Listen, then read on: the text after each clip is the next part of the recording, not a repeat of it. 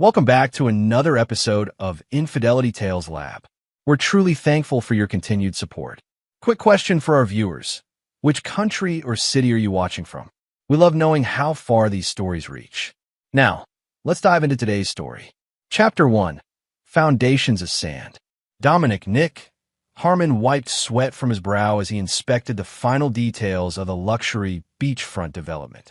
At 45, he'd built Harmon Construction from nothing into one of Florida's most respected mid-sized building firms. The ocean breeze carried the scent of salt and promise, much like the day he'd met Vanessa 20 years ago on Clearwater Beach. "Mr. Harmon, the investors are extremely pleased with the progress," said Trey, his project manager. "The Palmetto Resort will be our crown jewel." Nick nodded, his eyes tracking a seagull's flight. 20 years building toward this, Trey. This project will either make us or break us. What Trey didn't know was that Nick had leveraged everything for this development. Their savings, a second mortgage on their home, even Zoe's college fund temporarily. The risk was calculated. The Palmetto would generate enough revenue to secure their future permanently, if successful. The pressure was immense, but familiar. Nick had grown up with a father who abandoned the family when things got tough, leaving his mother to raise 3 children alone in a crumbling apartment in South Tampa. He'd sworn never to become that man. "Will Mrs. Harmon be joining us for the investor dinner tonight?" Trey asked. Nick checked his phone. No messages from Vanessa. Again, no. She has other commitments. Those commitments had grown increasingly frequent over the past year.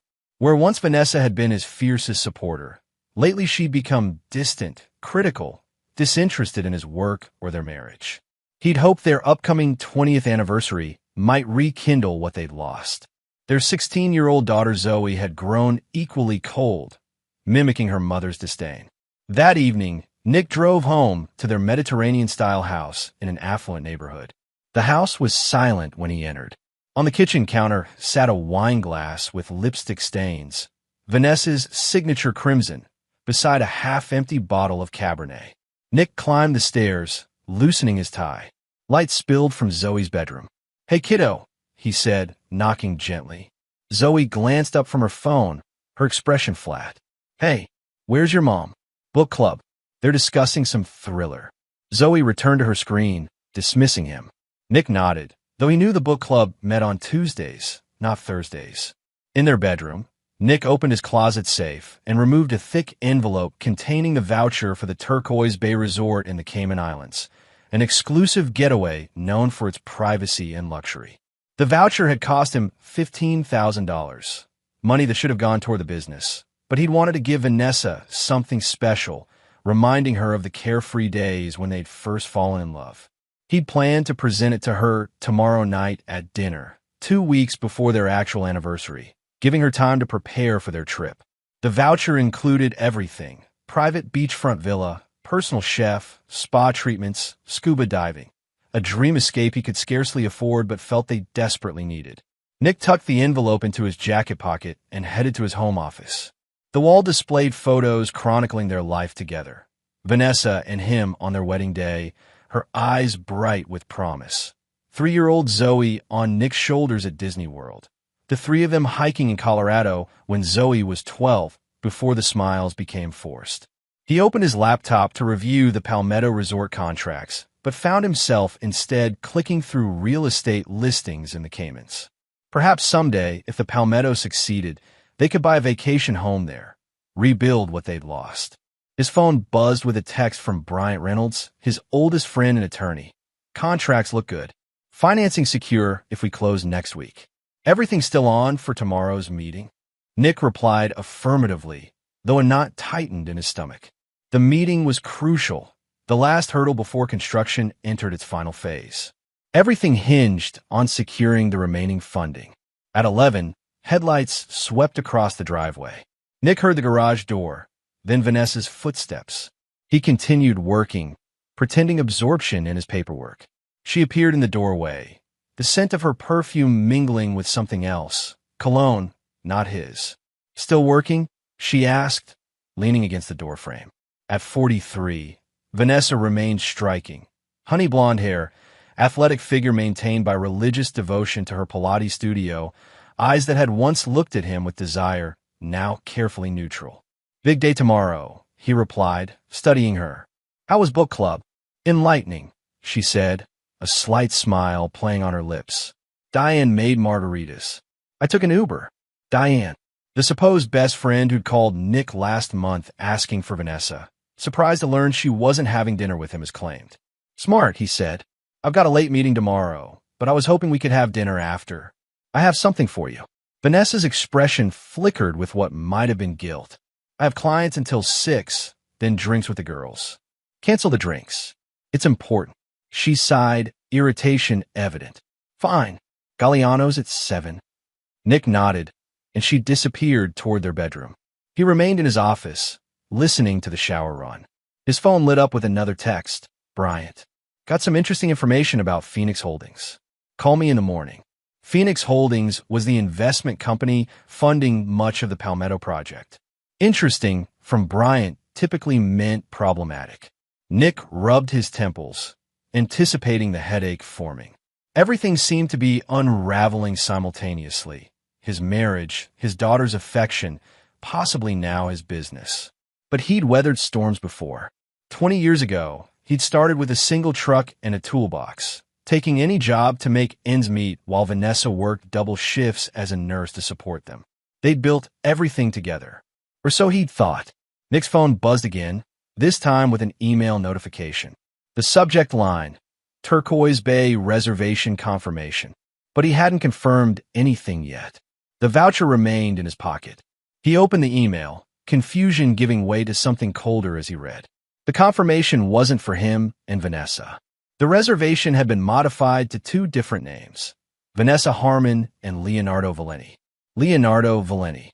The Italian investor Vanessa had introduced him to 6 months ago at a charity gala. The man who'd looked at his wife with undisguised hunger while shaking Nick's hand.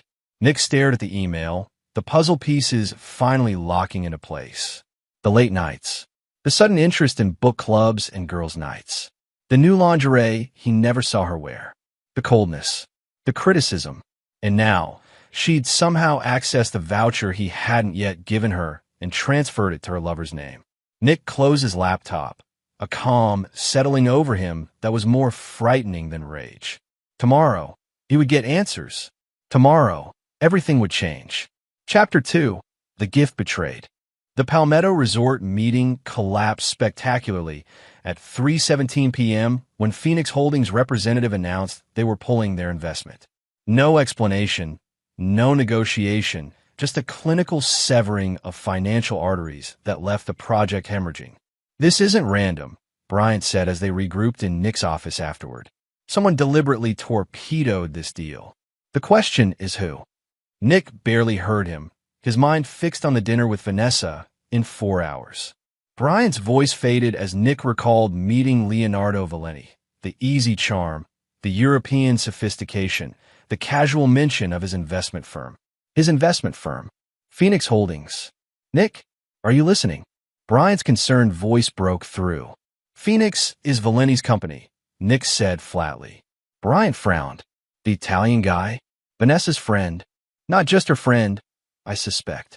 Nick showed Bryant the email from Turquoise Bay. Bryant's expression darkened. "Jesus, Nick? I'm sorry. I need to know everything about him. Every business connection, every skeleton. And I need it fast. Nick, whatever you're thinking. I'm thinking I've been played for a fool, and it's time I change the game." At Galliano's, an upscale Italian restaurant downtown, Nick arrived first, requesting a corner table that offered privacy. He ordered scotch, neat, and waited. Vanessa swept in 15 minutes late, drawing glances from other diners. She wore a fitted black dress he didn't recognize, her lips painted that signature crimson. "Sorry I'm late," she said, sliding into her seat. "Client emergency." Nick nodded, studying her. "I ordered your usual." The waiter appeared with her gin martini, extra dry, 2 olives. She smiled her thanks. "So," she said after taking a sip, "what's this important thing you wanted to discuss?" Nick reached into his jacket and pulled out the Turquoise Bay envelope. "Happy anniversary." A bit early. Confusion flickered across her face. Genuine confusion. before she composed herself and took the envelope. She opened it slowly, examining the contents, her expression carefully neutral. "The Cayman Islands?" she said finally. "This looks expensive. 15,000, Nick confirmed. For our 20th. 2 weeks of paradise." Vanessa set the voucher down, guilt and calculation warring behind her eyes. "Nick, this is lovely, but you know how busy the studio is right now. I can't just disappear for 2 weeks. Can't or won't." Nick took a sip of scotch. The interesting thing about gift vouchers is they generate notifications when they're modified, like when the names on the reservation change. The color drained from Vanessa's face. "I can explain." "Please do. Explain how you found a gift I hadn't given you yet. Explain who Leonardo Valenti is. Explain why his investment firm pulled out of my project today, potentially bankrupting me." Vanessa's hand trembled as she reached for her martini. "It's not what you think." "No, because I think my wife is sleeping with a man who's systematically destroying everything I've built." "Leo isn't destroying anything," she hissed. "He's offering me a life beyond your constant obsession with work, beyond struggling to make ends meet while you pour everything into your precious business." "Struggling?" Nick laughed bitterly. "We live in a $500,000 home. Zoe attends private school. Your studio, my studio that I've built myself, while you were busy chasing your construction dreams. Dreams that paid for everything we have." Nick's voice remained low, controlled, though several nearby diners glanced their way. Vanessa leaned forward. "Leo sees me, appreciates me, doesn't expect me to sit at home while he works 18-hour days. And what does Leo expect from my daughter, since she apparently now benefits from his generosity too?" Vanessa's expression faltered. "What are you talking about?" "The voucher. You and Leo planned to use my anniversary gift for yourselves. And Zoe knew about it." The waiter approached, but Nick waved him away. "Zoe doesn't know anything," Vanessa insisted. "We'll see," Nick said, pulling out his phone and dialing. He put on speaker. Zoe answered on the third ring. "Dad? What's up?" "Hey, kiddo. Quick question. Did your mom mention anything about a trip coming up?" Silence stretched for several seconds. What kind of trip?" "To the Cayman Islands. With her friend Leo." More silence. Then, quietly, "I wasn't supposed to tell you." Nick's eyes never left Vanessa's face. "And what did your mom promise you in exchange for keeping her secret?" "Dad, the truth, Zoe." A sigh. "A new MacBook. And cash for clothes. Mom said you waste money on your business anyway." "I see. Thanks for being honest, finally." He ended the call. Vanessa's face hardened. "You had no right to involve her. She involved herself when she chose to lie for you. For money." Nick tucked his phone away. "So, to summarize, you found my anniversary gift, transferred it to your lover's name, bribed our daughter to cover for you, and your lover is deliberately destroying my business." "Leo's business decisions have nothing to do with us," Vanessa said defensively. "Bullshit. This is coordinated. The question is why? What's the end game, Vanessa? Divorce me when I'm bankrupted so you get nothing in the settlement?" Vanessa's silence was damning. "Amazing," Nick said softly. 20 years together, and you couldn't even be bothered to divorce me honestly. You're impossible to talk to when you're like this." "Like what?" "Angry about betrayal. Self-righteous." She leaned forward. "You think I don't know about your past? The things you did before we met?" Leo has friends who remember Nick Harmon from South Tampa. Nick went very still. "What exactly do you think you know?" Vanessa smiled coldly. "Enough. Leo says men like you never really change. You just find new masks." Nick drained his scotch. "Tell Leo to enjoy the resort. I hear the snorkeling is fantastic this time of year." "That's it? You're giving up? On what? A wife who's fucking another man? A daughter who can be bought with Apple products? A business being deliberately sabotaged?" Nick placed cash on the table. "I think it's time we all stop pretending." He stood to leave, but Vanessa caught his wrist. "Nick, wait. There are things you don't understand." "I understand perfectly. Enjoy your trip." Nick left Galliano's and drove directly to the office instead of home. He wouldn't return there tonight, or possibly ever again. In his office, he opened his laptop and began emptying accounts, transferring funds, making calls. If war had been declared, he would not be caught unprepared. His phone vibrated repeatedly with texts and calls for Vanessa, which he ignored. Around midnight, Brian arrived with Chinese food and grim determination. "I've got background on Valeni," he said, dropping a folder on Nick's desk. "It's worse than we thought. And there's something else, something about South Tampa 25 years ago. Your name came up in connection with." "I know what it's in connection with," Nick interrupted. "The question is, how does Valeni know? Nobody alive remembers that night, except me." Bryant studied his oldest friend. "What do you want to do?" Nick's face hardened into lines few had ever seen. "I want to remind them who I really am." Chapter 3. The Departure. 3:27 a.m. Nick stood in the doorway of Zoe's bedroom, watching his daughter sleep. Despite everything, his chest ached with love for this child, now nearly a woman, who'd once looked at him like he hung the moon. Somewhere in the past few years, that admiration had curdled into contempt, nurtured by Vanessa's subtle campaign to turn Zoe against him. Downstairs, Vanessa had finally fallen asleep on the couch after calling and texting relentlessly. He hadn't responded, hadn't returned home until he knew she would be unconscious, giving him time to gather what he needed. Nick moved silently through the house, collecting essential documents, birth certificates, passports, insurance policies, property deeds. In his home office, he unlocked the floor's safe hidden under the Persian rug, removing cash, gold coins, an unregistered phone, and a small leather case he hadn't opened in 19 years. He hesitated, then took that too. In the kitchen, he pinned a short note. "I know everything. I'm leaving. Don't try to find me." He placed it on the counter beside the empty turquoise bait envelope. As Nick carried his bags to the car, his phone lit up with a text from a number he hadn't seen in decades. "Got your message. Everything's arranged. Like old times." He sent back a single word. "Thanks." Dawn painted the horizon as Nick merged onto I-75 heading north. Radio silence filled the car until his personal phone rang. "Bryant." "Tell me you haven't done anything stupid," Bryant said when he answered. "Define stupid." "Nick, for God's sake. Where are you?" "Better you don't know." Nick checked his rearview mirror, an old habit resurging. "Did you secure the remaining project assets?" "Yes, but that's not important right now. Valeni's not just some random investor. He's connected. Old Miami money with offshore accounts that trace back to questionable operations in Italy. Whatever game you're playing." "It's not a game," Nick interrupted. "And I'm not playing. How long until they realize what I've done?" Bryant sighed heavily. "The bank opens at 9, so probably by 9:15.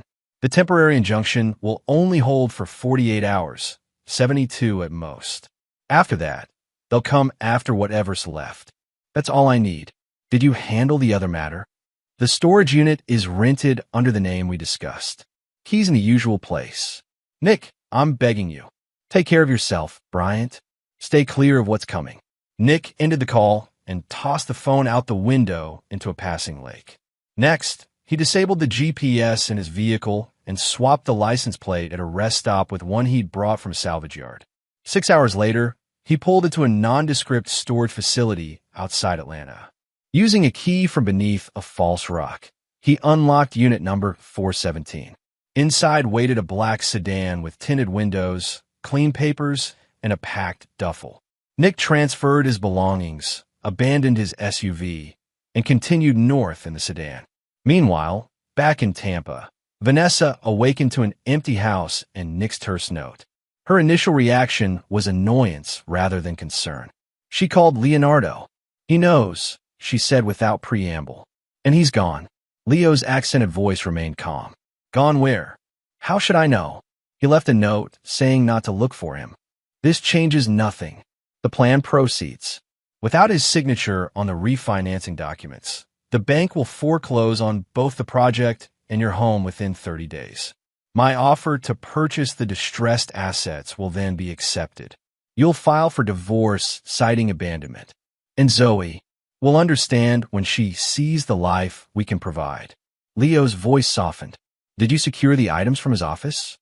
"Not yet. I'll do it today. The sooner the better, cara mia. Especially the contents of his floor safe." After hanging up, Vanessa headed to Nick's office. The floor safe stood open and empty. "Shit," she muttered, pulling out her phone. Leo answered immediately. Problem. The safe is cleaned out. Everything's gone. Silence stretched for several seconds. When exactly did he leave? I don't know. I fell asleep on the couch around 2.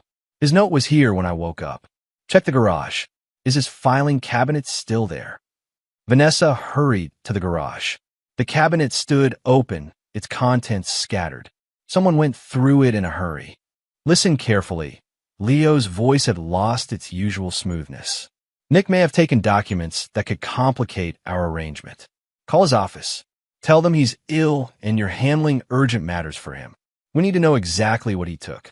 Vanessa hung up and called Nick's secretary, using the story Leo suggested. The response chilled her. Mrs. Harmon. Mr. Harmon cleaned out his office last night, the secretary said nervously. He told us all to take 2 weeks paid vacation starting immediately. The office is closed. Vanessa's heartbeat quickened.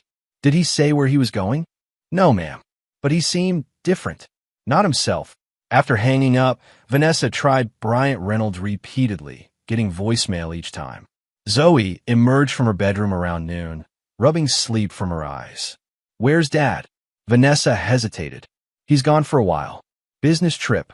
Zoe's eyes narrowed. Then why is his closet half empty? I checked when I heard you freaking out on the phone. It's complicated, Zoe. Does this have to do with Leo? And a resort thing? Vanessa tensed. What exactly did your father say to you last night? Just asked if I knew about your trip with Leo. Zoe folded her arms. He didn't sound right, Mom. He sounded scary. A chill ran down Vanessa's spine at her daughter's description. She'd only seen Nick truly angry once, early in their relationship, when a drunk had harassed her at a bar. Nick had transformed into someone unrecognizable, handling the situation with cold efficiency that left the harasser concussed and apologizing through broken teeth. Afterward, he'd explained his rough upbringing in South Tampa, promising she'd never see that side of him again. He kept that promise. Until now. Mom. Zoe's voice pulled her back. What's really going on? Before Vanessa could answer, her phone rang. Leo again. My contact at the bank called, he said without greeting. Nick withdrew everything yesterday afternoon. Checking, savings, business accounts, safety deposit box. All empty. How much? Nearly $3 million. Vanessa nearly dropped the phone. That's impossible. We don't have that kind of money. Apparently you do. Did, and there's more. The Palmetto Resort property has been transferred to a holding company registered in Wyoming. The house has a new mortgage against it.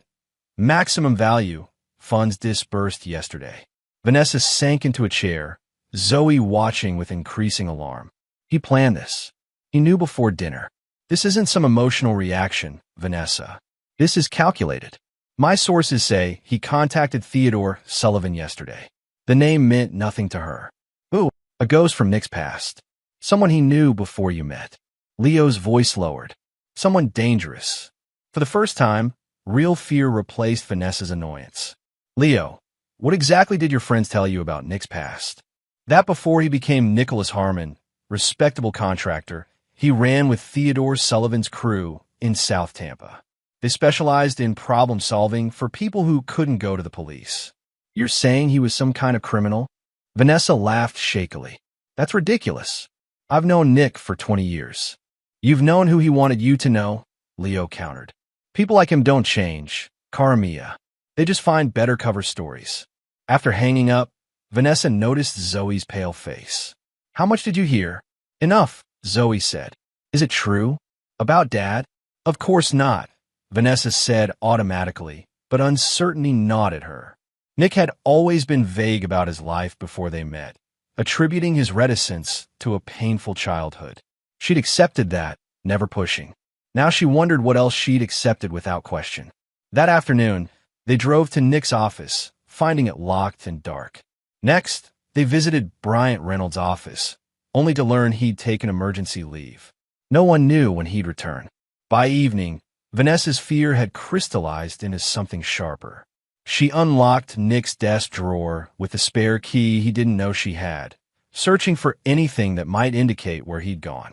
Instead, she found an unmarked USB drive. Back home, she plugged it into her laptop. It contained a single video file dated that morning. With trembling fingers, she pressed play. Nick's face filled the screen, his eyes harder than she'd ever seen them. "By now, you've discovered I'm gone," he began. "You've also discovered the accounts are empty, the house is mortgaged to the hilt, and the Palmetto project is beyond your reach. Good. You and Leonardo wanted to leave me with nothing. I've simply returned the favor." He leaned closer to the camera. "But this isn't about money. This is about betrayal. You didn't just cheat, Vanessa. You tried to destroy me. Worse, you turned our daughter against me." His expression shifted, a coldness entering his eyes that made Vanessa physically recoil. "Tell Leo he made a mistake digging into South Tampa. Tell him Theodore Sullivan sends his regards." Nick's smile was terrifying in its calmness. "I'll be seeing both of you soon. And Vanessa, that vacation would have been your last chance. Remember that when what's coming finally arrives." The screen went black.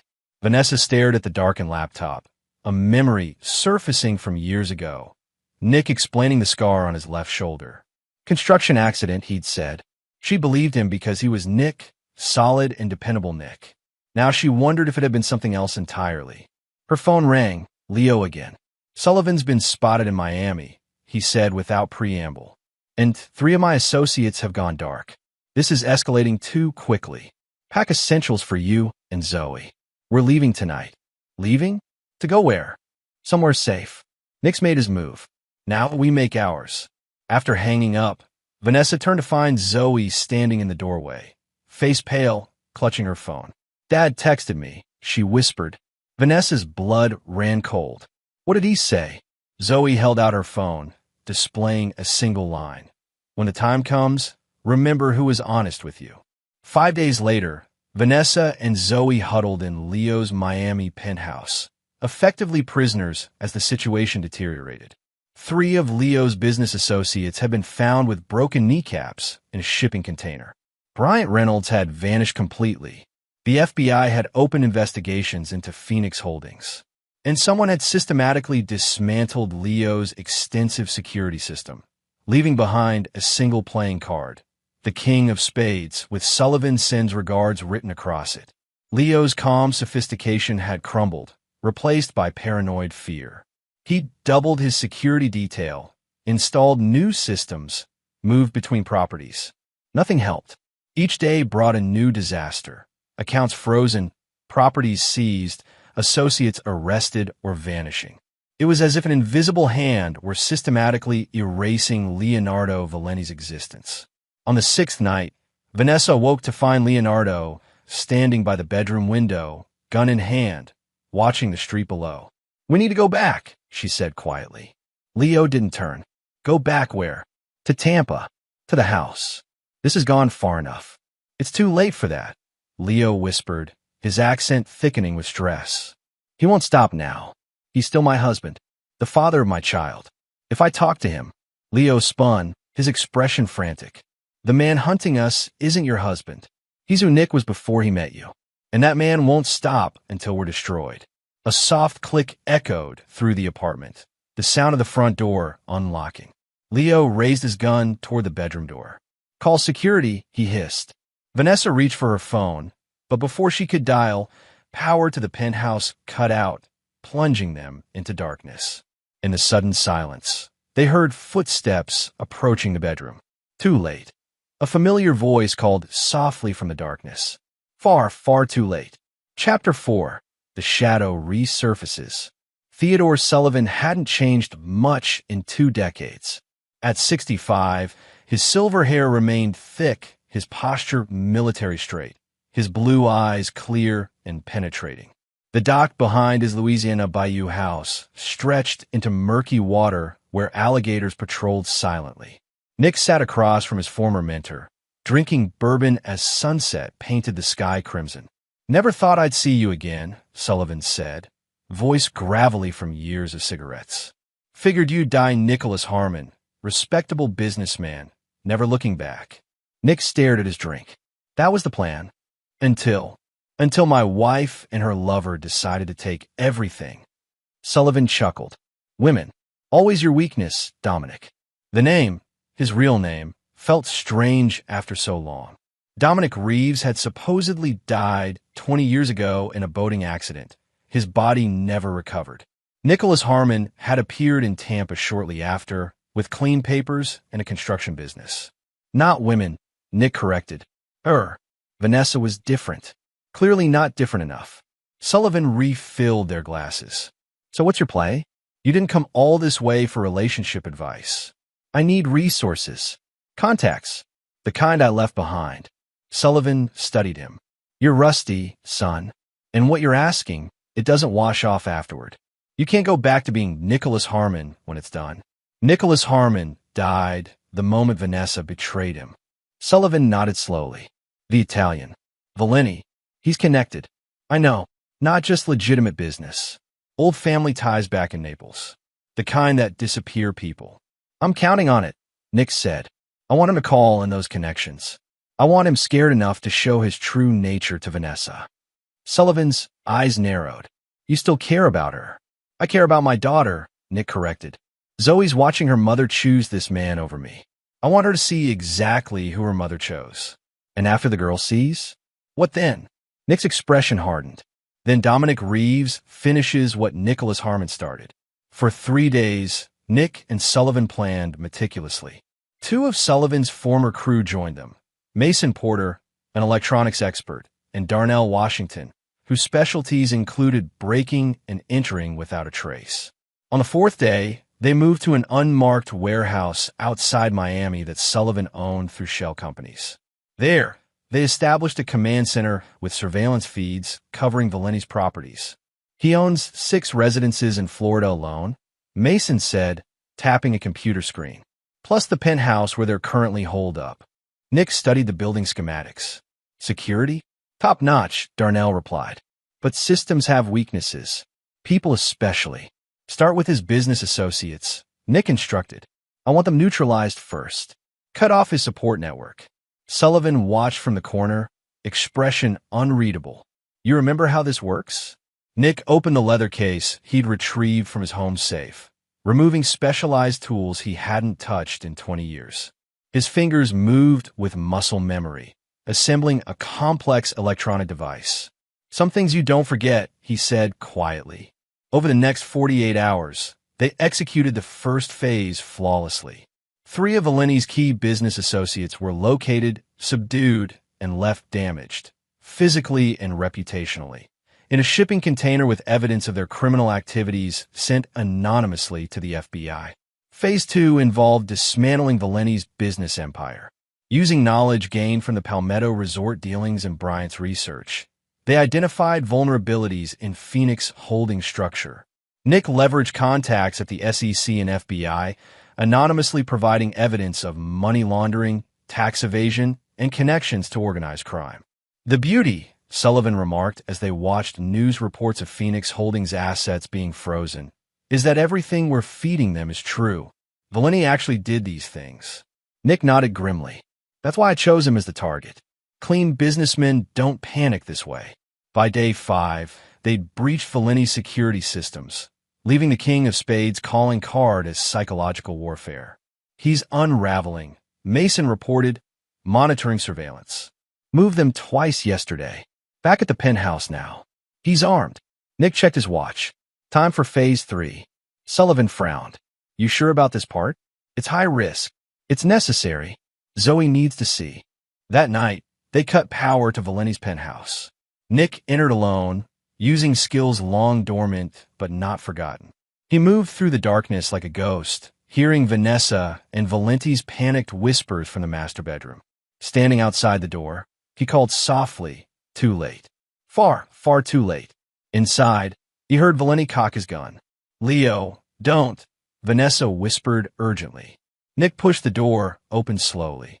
The beam from his flashlight illuminated Leo first, disheveled, wild-eyed, gun pointed unsteadily. Then Vanessa, her face a mask of fear and defiance. Hello, wife, Nick said calmly.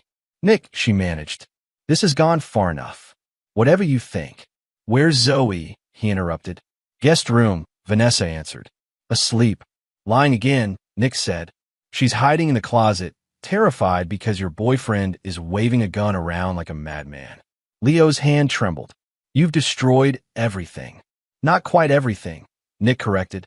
Not yet. What do you want? Vanessa demanded. Originally, to teach you both a lesson. Now, Nick shrugged. I'm just enjoying watching the famous Leonardo Valenti fall apart. Tell me, Leo, have your Neapolitan friends arrived yet? The ones who handle problems. Leo's face drained of color. How do you know about your family connections to the Camorra? Your money laundering operation? The body's buried behind that villa in Positano. Nick smiled coldly. I know everything, Leo. Just like I warned Vanessa I would. Vanessa looked between them, confusion evident. Leo, what is he talking about? Before Leo could answer, Nick continued. He didn't tell you? Your sophisticated European businessman is actually Alessandro Valenti, nephew of Camorra underboss Matteo Valenti. He changed his name when the Italian authorities got too close. The accent? Mostly fake. He grew up in Newark. Shut up, Leo shouted, his accent indeed slipping. Nick's smile widened. Did he mention that part of his plan was to use your Pilates studio to launder money? That the reason he pursued you specifically was because my construction company had potential projects that could move millions in dirty cash? Vanessa stared at Leo. Is that true? Leo's expression confirmed it before his words could. It started that way, he admitted. But I fell in love with you. The plan changed. Did it? Nick asked. Or did you just adjust when you realized I wasn't as controllable as you hoped? When Vanessa couldn't convince me to take on your investors? A sound from the hallway drew their attention. Zoe stood in the doorway, eyes wide with fear and confusion. Zoe, Nick said softly, you shouldn't be here. Dad, her voice trembled. What's happening? Leo swung his gun toward Nick. Enough talking. You think you've won? My people are already on their way. They'll find you, and they'll make you beg for death. Nick seemed unconcerned. Your people have been arrested, disappeared, or decided you're not worth the risk, Leo. You're alone. As if on cue, Nick's phone buzzed. He checked it, then held the screen toward Leo. See? That's your cousin Marco being taken into custody at Miami International. Your Uncle Matteo sent him to clean up your mess. Too bad the FBI was waiting. Leo's composure cracked completely. With a strangled cry, he fired wildly at Nick, who dropped to the floor as Vanessa and Zoe screamed. The bullet shattered a mirror. Nick rolled, coming up with his own weapon, but didn't fire. Dad! Zoe cried out. Leo spun toward the sound, gun still raised, and now pointing in Zoe's direction. Nick's voice cut through the chaos like ice. Gun down, Leo. Now. But Leo was beyond reason, his face contorted with rage and fear. You did this. You ruined everything. Leo, please, Vanessa begged, moving toward Zoe. Put the gun down. For a terrible moment, Leo seemed not to recognize her, his eyes unfocused. Then something shifted in his expression, calculation replacing panic. He grabbed Vanessa as she passed him, pressing the gun to her temple. Here's what's going to happen, he said, accent completely gone now, replaced by flat American tones. I'm walking out with her. You try to stop me, she dies. Nick's expression remained eerily calm. Let her go, Leo. This is between us. Too late for that, Leo snarled, backing toward the door, dragging Vanessa with him. Zoe, come here. Now. The girl hesitated, looking between her father and mother. Stay where you are, Zoe, Nick said quietly. You don't give the orders anymore. Leo shouted. I do. Zoe, come here or your mother gets hurt. Terrified, Zoe took a step toward them. Zoe, stop, Nick commanded. To Leo, he said, you're not taking my daughter. Watch me. Leo gestured with the gun. Zoe now. Nick's hand moved to his pocket, retrieving what looked like a key fob. Last chance, Leo. Leo laughed bitterly. Or what? You'll beep your car. Nick pressed the button. Immediately, Leo screamed and released Vanessa, dropping to his knees. The gun clattered to the floor as he clutched his ear, blood seeping between his fingers. Micro-explosive, Nick explained calmly, lowering his weapon. Planted in your earpiece yesterday, during your morning run. Small enough to maim, not kill. Unless you move wrong. Vanessa scrambled away from Leo, pulling Zoe with her. You're insane, she whispered, staring at Nick. No, Nick replied, eyes never leaving Leo's crumpled form. Just prepared. Sullivan and Mason appeared in the doorway, weapons drawn. All clear, Sullivan asked. Nick nodded. Take him downstairs. Our federal friends should be arriving shortly. As they hauled the moaning Leo away, Nick finally looked at Vanessa and Zoe, his expression softening marginally. Are you hurt? Both shook their heads, too shocked to speak. Good. Pack essentials. You're not staying here. Where are we going? Vanessa asked. You're going to a hotel under guard until this is finished. I have unfinished business. And then what? Nick's eyes hardened again. And then we'll discuss terms. Terms, Vanessa repeated. For divorce. For Zoe's custody. For what remains of our lives. Nick turned to leave, then paused. 1 week. That's how long my business with Valeni and his associates will take. Then we'll talk. As he walked away, Zoe called after him, Dad, wait. Nick stopped, but didn't turn. Who are you? She asked, voice small. Really? For a moment, he seemed to struggle with himself. Then he said, quietly, someone who tried very hard to be better than his past. Someone who failed when it mattered most. With that, he disappeared into the darkness, leaving Vanessa and Zoe to wonder if they'd ever truly known him at all. Chapter 5. Shattered Reflections. The Palm Harbor Grand Hotel, suite overlooked Tampa Bay, its luxury a gilded cage for Vanessa and Zoe. Armed security, whether Nick's men or federal agents, Vanessa couldn't tell, maintained discreet positions in the hallway. They were polite but firm. Mother and daughter were not to leave without authorization. 3 days had passed since the Miami penthouse confrontation. 3 days of news reports documenting Leonardo Valeni's spectacular downfall, arrests across 3 continents, assets frozen, connections to organized crime exposed. Leo himself had disappeared into federal custody, reportedly cooperating against higher-level targets in exchange for consideration. Vanessa sat on the balcony, watching sunset paint the water gold. Inside, Zoe remained curled on the sofa, earbuds in, shutting out the world as she had since their arrival. A knock at the door startled them both. One of the security men entered, followed by Bryant Reynolds. Zoe pulled out her earbuds, sitting up straighter. Mrs. Harmon, Zoe, Bryant greeted them with strained politeness. Where's Nick? Vanessa asked immediately. Unavailable. Bryant placed a leather portfolio on the coffee table. He asked me to bring these documents for your review. More divorce papers? Vanessa asked bitterly. Actually, no. Bryant opened the portfolio, revealing financial statements. These show the current status of your family's assets. Vanessa scanned the documents, confusion growing.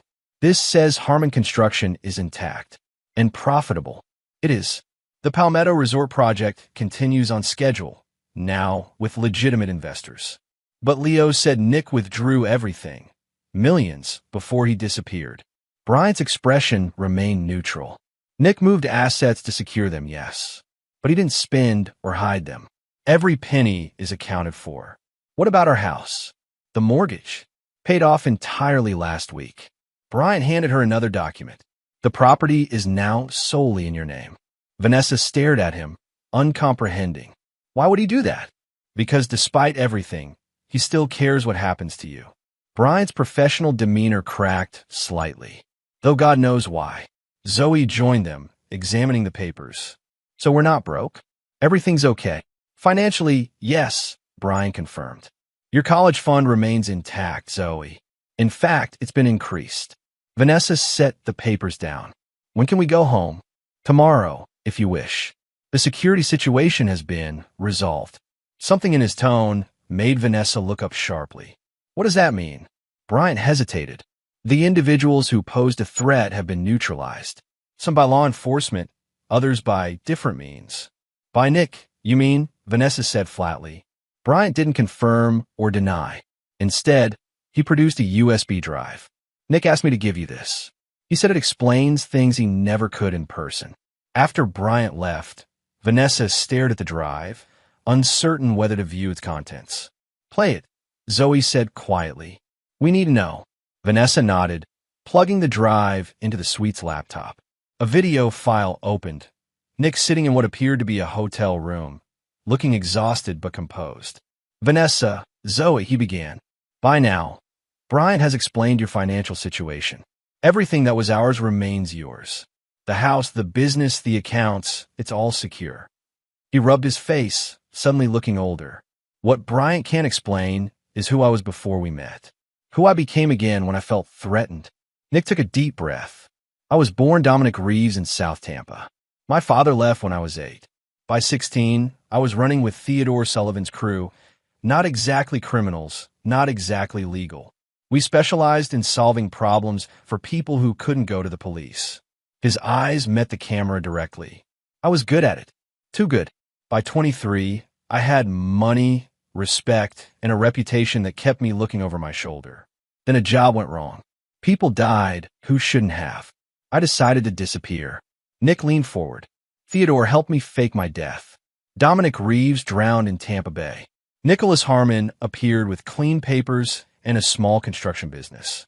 I swore I'd never go back to that life. He smiled sadly. Then I met you, Vanessa. You were everything Dominic's world lacked. Honest, caring, untainted by darkness. I fell in love with who I could be around you. When Zoe was born, I thought I'd finally escaped my past completely. His expression hardened. When I discovered your betrayal with Leo, something broke inside me. The walls I'd built between Dominic and Nick crumbled. I called Theodore. The rest, you've witnessed. Nick looked away briefly, composing himself. I won't apologize for protecting what's mine, for destroying Leo and his associates. They were criminals who would have eventually destroyed you too, Vanessa. But I am sorry you and Zoe had to see the man I used to be. He sighed heavily. I've arranged everything so you'll both be taken care of, regardless of what happens next. The house, the business accounts, they're yours. I've included documents transferring everything legally. As for us, Nick paused, swallowing hard. That's for you to decide. I'll be at the lighthouse on Clearwater Beach tomorrow at sunset, where we first met. If you come, we'll talk about the future. If not, I'll understand, and you'll never have to see me again. The screen went black. Vanessa sat motionless, memories flooding back. Inconsistencies in Nick's past she'd ignored, skills that seemed unusual for a contractor, the cold efficiency that emerged in crisis. The pieces assembled into a picture of a man she'd never fully known. Did you know? Zoe asked quietly. About his past? No, Vanessa admitted. Or maybe I suspected, but didn't want to see. Are you going tomorrow? To the lighthouse. Vanessa stared out at the darkening bay. I don't know. That night, sleep eluded her. Images of Nick, the steady husband she'd known for 20 years, and the stranger who'd dismantled Leo's organization with terrifying precision, blurred together. She found herself questioning every memory, wondering which version was real. Had she truly known him? Had he truly loved her? Or had it all been an elaborate performance by a man hiding from his past? More disturbing were her questions about herself. Why had she turned to Leo? Had it been excitement? Boredom? Or something deeper? A subconscious recognition of the darkness in Nick that resonated with something in herself? She'd told herself Nick was consumed by work, neglectful, taking her for granted. The narrative had justified her actions with Leo, her manipulation of Zoe. But now, reviewing the past year objectively, she recognized her own role in their deteriorating marriage. Nick had worked tirelessly to provide the life she wanted. The Palmetto Resort project, the very one Leo had tried to sabotage, had been Nick's attempt to secure their financial future permanently. While she'd presented it to Zoe as selfish ambition, it had actually been an expression of his commitment to their family. Morning light found her still awake, no closer to a decision about the lighthouse meeting. Zoe appeared in the doorway of Vanessa's bedroom, dressed and determined. I'm going, she announced. Whether you come or not. Vanessa sat up. Zoe, it's complicated. It's really not. Zoe interrupted. Dad lied about his past. You cheated with a criminal who tried to destroy us. You both messed up. The difference is Dad is trying to fix things. You don't understand. Understand perfectly, Zoe said, eyes flashing. You used me against him. Made me believe he didn't care about us. Bribed me to keep your secrets. Vanessa flinched at the raw truth. I never meant to hurt you, but you did. And now Dad's offering a chance to talk, to maybe fix this, and you're hiding in here feeling sorry for yourself. The words stung because they were accurate. Vanessa had been wallowing, focusing on Nick's deception while ignoring her own betrayals. He wasn't the husband I thought I knew, she said quietly. No, Zoe agreed. He was better. The man who'd start over completely to escape a violent past. The man who built a legitimate business from nothing. The man who'd risk everything to protect his family, even from themselves. Vanessa looked at her daughter, nearly grown, suddenly wise beyond her years. When did you get so insightful? When I watched someone point a gun at my mother and saw my father save her without hesitation, even after everything you'd done. Zoe's voice wavered. He could have let Leo hurt you. Part of him probably wanted to, but he didn't. The truth of this settled over Vanessa like a physical weight. Despite her betrayal, despite the pain she'd caused, Nick had protected her, then ensured her financial security before disappearing again. The car leaves at 5, Zoe said, turning to go. I'll be in it. I hope you will too. Left alone, Vanessa moved to the balcony, gazing at the bay. The same waters where Dominic Reeves had supposedly drowned, allowing Nicholas Harmon to emerge. A death and rebirth. Perhaps they all needed something similar now. Not physical death, but the death of old patterns, old resentments, old versions of themselves that no longer served. At 4:55 p.m., Vanessa joined Zoe in the hotel lobby. Her daughter's relief was palpable. You're coming, Zoe said, not quite a question. To listen, Vanessa clarified. Nothing more. What happens after depends on what he has to say. The security detail drove them to Clearwater Beach in silence. The lighthouse stood silhouetted against the setting sun, waves lapping gently at the shore. A solitary figure waited at the base, Nick, facing the water. As they approached, he turned. His expression remained carefully neutral, though something flickered in his eyes when he saw both of them. You came, he said simply. To hear you out, Vanessa replied. Not to make promises. Nick nodded. Fair enough. An awkward silence stretched between them. Finally, Zoe stepped forward and hugged her father fiercely. After a moment's surprise, Nick returned the embrace, closing his eyes briefly. I'm sorry, Dad, Zoe whispered. Nothing to be sorry for, kiddo, he replied softly. None of this was your fault, but I believe the worst about you. Let Mom turn me against you. Nick gently pulled back, meeting her eyes. You're 16, Zoe. Not responsible for navigating your parents' mess. Vanessa watched this exchange, emotion tightening her throat. Her anger, her sense of betrayal about Nick's hidden past, seemed suddenly petty compared to his forgiveness of their daughter. So, she said when Zoe stepped back, Theodore Sullivan, your mentor turned accomplice. Nick's expression tightened. Yes, the things you did to Leo and his associates were necessary, Nick finished firmly. They weren't just business rivals, Vanessa.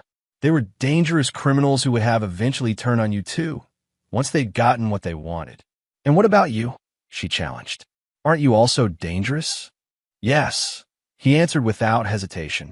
The difference is my danger has always been directed at protecting what I love, not destroying it. The simple honesty of this statement caught her off guard. You never told me, she said quietly. 20 years, and I never knew who you really were. Because I wasn't that person anymore, Nick replied. Dominic Reeves died the day I met you. I became someone better, someone worthy of you and the family we built. Until I betrayed you, Vanessa finished. Nick's eyes held hers steadily. Until I felt everything I'd built slipping away, yes. Theodore once told me that under enough pressure, we all revert to who we truly are. Maybe he was right. Is that who you truly are, then? The man who systematically destroyed Leo's entire life? No. Nick looked out at the darkening water. That's who I was. Who I could be again if forced. But it's not who I want to be. What do you want, Nick? Vanessa asked, the question encompassing everything between them. He turned back to her, his expression more vulnerable than she'd seen in years. A second chance. Not as Nicholas Harmon, upstanding citizen. Not as Dominic Reeves, Theodore's protege. But as myself, all of it, the good and the bad, finally integrated. No more secrets, no more compartments. And us? What about our marriage? That's not just my decision, Nick replied. I won't pretend what you didn't hurt me to my core. But I won't pretend my response was measured or healthy either. He took a step closer. I'm willing to try again, if you are. With counseling. With complete honesty from both of us. It won't be easy. And if I can't, Vanessa asked, if this is too broken to fix, then we'll co-parent Zoe as best we can, and I'll respect whatever boundaries you set. His voice remained steady, though she could see the cost of these words in his eyes. The financial arrangements stand either way. You and Zoe will never want for anything. Zoe, who had been listening silently, spoke up. So, this isn't an ultimatum? We don't have to decide right now. No ultimatum, Nick confirmed. Just an opening. A possibility. The three stood in silence as the last light faded from the sky, the lighthouse beam beginning its circular sweep over the water. The same beam that had illuminated a younger Vanessa and Nick on their first meeting 2 decades earlier. I don't know if I could trust you again, Vanessa admitted finally. Or if you can trust me. I don't either, Nick acknowledged. That's something we'd have to rebuild day by day. Vanessa considered his words, weighing them against the alternatives. A clean break, a new start elsewhere, the comfortable numbness of justified anger. None appealed as much as the difficult path he was offering, a chance to truly know each other, perhaps for the first time. One day at a time, she said finally. No promises beyond that. Nick nodded, understanding the tentative acceptance in her words. One day at a time. Zoe stepped between them, taking each parent's hand in hers. For a moment, they stood connected, 3 people damaged but not destroyed, facing an uncertain future together. Above them, the lighthouse beam swept across the night sky, a warning of danger, a guide towards safety, a beacon of possibility in the darkness. Chapter 6, Reclamation. Dominic Reeves had been methodical, calculated, ruthless. Nicholas Harmon had been patient, disciplined, dependable. The man who sat across from Dr. Eleanor Walsh, with Vanessa beside him on the therapy couch, was someone new, an integration still in progress, rough edges visible. Let's discuss communication patterns, Dr. Walsh suggested 3 weeks into their twice-weekly sessions. Vanessa, you mentioned feeling Nick was emotionally unavailable before your indiscretion. Vanessa nodded, hands clasped tightly in her lap. He was physically present, but mentally elsewhere. Always working, always planning the next project. Nick's jaw tightened. I was securing our future. At the expense of our present, Vanessa countered. Every conversation circled back to business, investments, plans 5 years ahead. Dr. Walsh observed the familiar pattern emerging. Nick's practicality clashing with Vanessa's need for emotional connection, and redirected. Nick, what prevented you from sharing your thoughts, your worries, your plans with Vanessa more fully? Nick considered the question, his expression guarded. Habit, I suppose. Compartmentalization was survival for Dominic. Keep everything separate, need-to-know basis only. Even with your wife? Especially with Vanessa, he admitted. I wanted to protect her from anything difficult or unpleasant. Including your true self? Dr. Walsh pressed gently. Nick's silence was answer enough. Outside the therapist's office, reconstruction continued on multiple fronts. Bryant Reynolds oversaw Harmon Construction's transition back to normal operations. The Palmetto Resort development proceeded with new investors. Nick worked remotely, maintaining distance from daily operations while focusing on family. Home life settled into a cautious routine. Nick moved into the guest room, respecting the boundaries Vanessa had established. They shared meals, discussed practical matters, occasionally even laughed together, though tension remained, unresolved questions hovering between them. Zoe observed this careful dance with hopeful anxiety, alternating between mediator and withdrawn observer, depending on the day. Her relationship with Nick improved steadily. Hours spent together rebuilding trust through honest conversations. With Vanessa, progress came more slowly, the betrayal of using her against Nick a deeper wound than either had anticipated. 6 weeks after the lighthouse meeting, Nick received a call that threatened their fragile equilibrium. "Theodore Sullivan is asking for you," Bryant said without preamble. "Says it's urgent." Nick's stomach tightened. What does he want? Wouldn't say. Just that there's unfinished business regarding Valeni. Nick ended the call and sat motionless in his home office, possibilities cycling through his mind. He believed the Valeni situation concluded. Leo in federal custody, his criminal network dismantled, his connections to the Harmons severed. What unfinished business could remain? More concerning, what would reconnecting with Theodore mean for the progress they'd made? Nick had promised complete transparency with Vanessa, but reopening the Valeni chapter risked everything they'd rebuilt. That evening, after Zoe had gone to bed, Nick found Vanessa on the back patio, wrapped in a light throw against the autumn chill. "Mind some company?" he asked from the doorway. She gestured to the chair beside her. "Couldn't sleep?" Sullivan called. Nick said directly, sitting down. "Says there's unfinished business with Valeni." Vanessa tensed visibly. "What kind of business?" "I don't know. I haven't called back yet." Nick watched her carefully. "I wanted to discuss it with you first." Surprise flickered across her face, then appreciation for the consideration this represented. "What are you thinking?" "That I've worked hard to put Dominic Reeves behind me again. That contacting Theodore risks bringing that version of myself forward."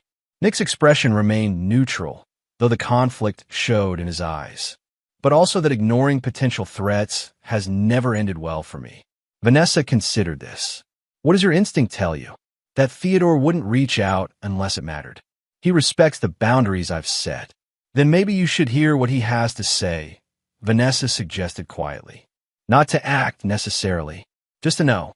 Nick studied her, surprised by the response. "You're not worried about me slipping back into old patterns?" "Terrified," she admitted. "But hiding from problems hasn't worked well for either of us. If there's something unresolved with Valeni that could threaten us, I'd rather know than be blindsided." The honesty between them, still new, still fragile, felt like progress. Nick reached across the space between chairs, offering his hand. After a moment's hesitation, Vanessa took it. "Whatever Theodore says," Nick promised, "we decide together what happens next." The following morning, Nick drove to a pier in St. Petersburg where Sullivan had suggested they meet. The older man waited at the end, watching pelicans dive for fish. "Wasn't sure you'd come," Sullivan said, as Nick approached. "Neither was I," Nick admitted. "What's this about, Theodore?" Sullivan gestured to a nearby bench. Once seated, he spoke quietly. "Valeni's talking, making deals with the feds. Expected. He's saving himself. Yes, but he's offering something specific in exchange for witness protection. Something about South Tampa, 25 years ago." Nick went very still. "The Reeves case?" Sullivan nodded grimly. "Somehow, he connected you to it. Claims he has evidence linking Dominic Reeves, you, to those deaths." "The Reeves case. 3 men found executed in an abandoned warehouse. A case that had gone cold decades ago. The job that had gone wrong, prompting Dominic Reeves' death and Nicholas Harmon's birth." "That's impossible," Nick said, though doubt crept in. "No evidence existed. That's why we walked away clean." "Someone talked," Sullivan replied. "Someone who knew enough to point Valeni in the right direction." "Who?" "I'm working on it. But that's not the immediate problem." Sullivan leaned closer. "If Valeni makes this deal, the feds will reopen the case. They'll investigate Nicholas Harmon, find a connection to Dominic Reeves. Everything you've built, everyone you've protected, it all comes crashing down." Nick stared at the water, mind racing. "How much time do we have?" "Days, not weeks. Valeni's lawyers are pushing hard for immunity." "What do you suggest?" Sullivan's expression hardened. "You know what needs to happen. Valeni can't testify if he's not alive to do it. The old solution. The Dominic solution." Nick felt that part of himself stir, calculating angles, methods, alibis. "No," he said finally. "I made a promise. To Vanessa, to myself. I'm not going back there." "This isn't about going back," Sullivan argued. "It's about survival. About protecting your family from what's coming." "There's always another way," Nick insisted, standing. "I'll find it." Sullivan watched him with something like disappointment. "The Nick I knew wouldn't hesitate. The Nick you knew died in Tampa Bay, Nick replied. I'm someone else now. Someone better. Better might get you prison time, Sullivan warned. Or worse. Then I'll face that consequence, Nick said firmly. But I won't become Dominic again. Not even to save myself. Back home, Nick found Vanessa in the kitchen preparing lunch. Her expression tightened seeing his. That bad? She asked. Nick explained the situation fully. The Reeves case, the evidence Valenti claimed to have, the potential consequences. Vanessa listened without interrupting, her face paling progressively. When he finished, including Sullivan's suggestion, she asked simply, "What will you do?" "Face it," Nick answered. "If Valenti has evidence connecting me to those deaths, I'll deal with the consequences legally.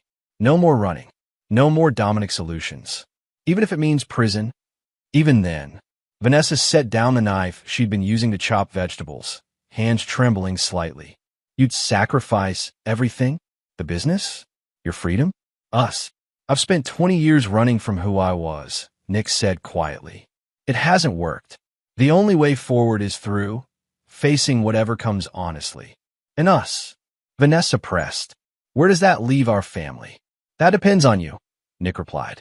"I wouldn't blame you for walking away if this explodes publicly. You and Zoe deserve better than being dragged through that kind of scrutiny." Vanessa studied him, seeing the resignation in his eyes, and beneath it, the fear not for himself, but for them. In that moment, something shifted in her perception. The man before her wasn't Nicholas Harmon, respectable businessman hiding dark secrets. Nor was he Dominic Reeves, dangerous operative calculating advantages. He was simply a man trying to do better than his past, willing to sacrifice himself rather than compromise again. "I've been thinking a lot about forgiveness," she said finally. "About second chances. About who deserves them." Nick waited, expression carefully neutral. "You gave me a second chance after Leo," Vanessa continued. "Even knowing what I'd done, how I'd betrayed you, you offered a way forward." "That was different," Nick protested. "You made a mistake." "What I did was 25 years ago," Vanessa finished. "Whatever happened in that warehouse, whoever Dominic Reeves was, that's not the man standing in my kitchen now." Nick looked startled by this assessment. "If this comes back to haunt you legally," Vanessa said, "we'll face it together. All three of us. As a family." The simple declaration, "we'll face it together," affected Nick more visibly than anything in recent memory. His carefully maintained composure cracked, raw emotion showing through. "I don't deserve that," he said hoarsely. "Probably not," Vanessa agreed with unexpected lightness. "But then, I didn't deserve your forgiveness either. Yet here we are." That evening, they called a family meeting. Zoe joined them in the living room, immediately sensing the gravity of the situation. "What's wrong?" she asked, looking between them. Together, Nick and Vanessa explained the situation in age-appropriate terms, that Nick's past might resurface through Leo's testimony, that legal challenges could follow, that difficult times potentially lay ahead. Zoe listened intently, expression serious beyond her years. When they finished, she asked the question they'd been dreading. "Does this mean you might go to prison, Dad?" Nick nodded. "It's possible, though we'll fight it with everything we have." Zoe was silent for a long moment, processing. "Is it true? What they'll say you did?" Nick and Vanessa exchanged glances. This was the moment of truth, literally. "Yes," Nick admitted finally. "Not exactly as they'll present it, but yes. I was involved in something terrible when I was young. People died who shouldn't have." Instead of the horror or rejection they'd feared, Zoe's expression reflected something closer to acceptance. "But you changed, became Dad instead." "I tried," Nick said softly. "Every day since." Zoe nodded, understanding the essential truth. Her father had worked his entire adult life to transcend his origins, to become someone worthy of love and respect. "Then we'll help you fight," she declared with teenage certainty. "All of us together." The simple solidarity, mother and daughter united in support despite knowing the worst, moved Nick deeply. For the first time since Sullivan's call, he felt something beyond resignation. Hope, perhaps, or determination. That night, unable to sleep, Nick found himself drawn to the kitchen. To his surprise, Vanessa was already there, nursing a cup of tea. Seems we both have insomnia, he observed, pouring himself water. She smiled faintly. Lot to process. Nick sat across from her. I've been thinking about alternatives, legal strategies, and the evidence Valeni claims to have. It must be circumstantial at best. After 25 years, nothing solid could remain. Vanessa considered this. Could we get ahead of it somehow? Before he makes his deal? Possibly. Nick's expression turned thoughtful. Bryant has connections in the U.S. Attorney's Office. If we approach them first with a limited version of the truth. A confession? Vanessa looked alarmed. Not exactly. More like information that helps solve a cold case without directly implicating me. Enough to make Valeni's testimony seem less valuable. Is that possible? It's complicated, Nick admitted. But it's better than waiting for the hammer to fall. They discussed possibilities late into the night. The shared problem-solving creating an intimacy that had been missing for months. Whatever came next, they would face it as partners, damaged but healing, uncertain but united. The following morning, Nick contacted Bryant, outlining a risky but potentially effective strategy. Bryant would approach federal prosecutors with anonymous information about the Reeves case, details only someone involved would know, but crafted a point toward others who had died in the intervening years. The goal: decrease Valeni's bargaining power by rendering his information less unique and valuable. For 3 tense days, they waited as Bryant worked his connections. Regular updates provided little comfort. Prosecutors interested but cautious. Valeni's deal proceeding, time running short. On the 4th day, Bryant called with news that changed everything. The U.S. Attorney's Office is dropping their deal with Valeni, he reported, disbelief evident in his voice. They're proceeding with full charges against him instead.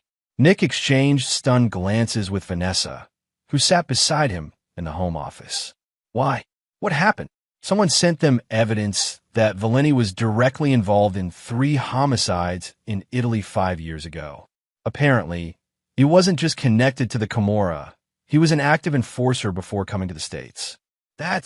Nick struggled to find words. Unexpected.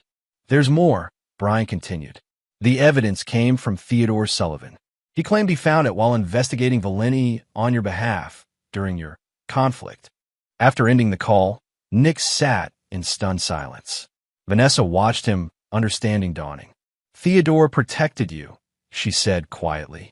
Without being asked, Nick nodded slowly. At considerable risk to himself. Why would he do that? After you rejected his solution? Nick considered the question. Because despite everything, he still sees me as family. And Theodore protects family, regardless of the cost. The irony wasn't lost on either of them. The man Nick had tried so hard to leave behind had ultimately saved him from the consequences of his past. The mentor he'd rejected had intervened anyway, offering protection without demanding a return to old ways. That evening, Nick drove alone to the same pier where he'd met Sullivan days earlier. The older man waited in the same spot, watching the sunset. Bryant told me what you did, Nick said without preamble. Sullivan shrugged. Do what needed doing. The evidence against Valeni is genuine, Sullivan interrupted. Found it through old contacts in Naples. Had been saving it as leverage, but this seemed a better use. Nick studied his former mentor. You could have let me face the consequences. Would have served me right for walking away again. Sullivan's weathered face softened slightly. You didn't walk away from the life, Nick. You walked toward something better. There's a difference. Still, you took a significant risk. If they trace the evidence back to you, then I'll handle it, Sullivan said firmly. I'm too old to start worrying about consequences now. They stood in companionable silence, watching the sky transform from gold to purple. Finally, Nick asked the question that had been troubling him. Theodore, the Reeves case, were we wrong? About what happened that night? Sullivan considered the question carefully. We were young, arrogant, thought we understood the game better than we did. People died who shouldn't have, yes. But the men we were after weren't innocents either. That doesn't justify it. No, Sullivan agreed. But it means you don't have to carry it alone. That night shaped all of us who were there. Some ran from it. Some embraced it. You did something harder. You learned from it, became better because of it. The absolution, from the one person who knew the full truth, lifted a weight Nick had carried for decades. Not erasing responsibility, but contextualizing it within a life that had strived for redemption ever since. "Thank you," Nick said simply. "For everything." Sullivan nodded, understanding the depth behind the words. "Go home to your family, Nick. Live the life you've earned." On the drive home, Nick's phone rang. "Vanessa. Is everything okay?" he asked immediately. "Better than okay," she replied, voice thick with emotion. "Zoe just showed me something I think you should see. How soon can you get home?" Intrigued, Nick returned to find them waiting in the living room. Zoe held her laptop open, expression a mix of pride and nervousness. "What's this about?" he asked. "Show him," Vanessa encouraged. Zoe turned the screen toward Nick. On it was a college application essay titled "Second Chances: What My Father Taught Me About Redemption." "I wasn't going to show anyone," Zoe explained hesitantly. "But with everything happening, I thought maybe you should read it." Nick sat beside her, beginning to read. The essay detailed, with remarkable insight, how watching her parents navigate betrayal, forgiveness, and honesty had reshaped her understanding of human complexity. How her father's willingness to face consequences rather than compromise his new principles had demonstrated true strength. How her mother's capacity for forgiveness had shown courage of a different kind. By the final paragraph, Nick's vision had blurred with emotion. The last lines particularly struck him. "My father taught me that our past shapes us, but doesn't define us. That redemption isn't something granted, but earned daily through better choices. My mother showed me that forgiveness isn't weakness, but perhaps the greatest strength of all. Together, they've given me the most valuable education possible. How to be flawed, human, and still worthy of love." When he looked up, both Vanessa and Zoe were watching him anxiously. "Is it okay?" Zoe asked. "I wrote about this." Nick set the laptop aside and pulled his daughter into a tight embrace. "It's perfect," he said hoarsely. "Absolutely perfect." Over Zoe's shoulder, his eyes met Vanessa's. The connection between them felt different now, deeper, more honest, tempered by fire rather than broken by it. Later, with Zoe happily editing her essay upstairs, Nick and Vanessa sat together on the back patio, a single blanket wrapped around both of them against the evening chill. "I never thought we'd get here," Vanessa admitted. "After everything." "Where is here exactly?" Nick asked, genuinely curious. Vanessa considered the question. "Somewhere new. Not where we were before.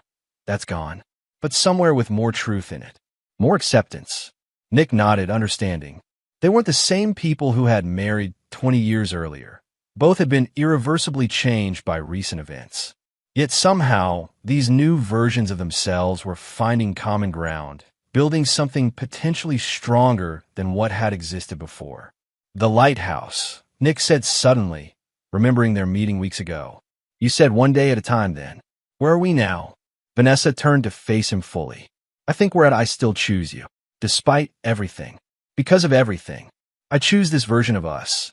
Messy, complicated, honest." In response, Nick leaned forward and kissed her, not with passion but with something deeper. Gratitude. Recognition. Choice. When they separated, Vanessa smiled. "Theodore was wrong, you know." "About what?" He said under pressure. "We revert to who we truly are." Her hand found his fingers intertwining. "But you didn't revert to Dominic. You found a way to integrate him with Nick, to be whole instead of divided."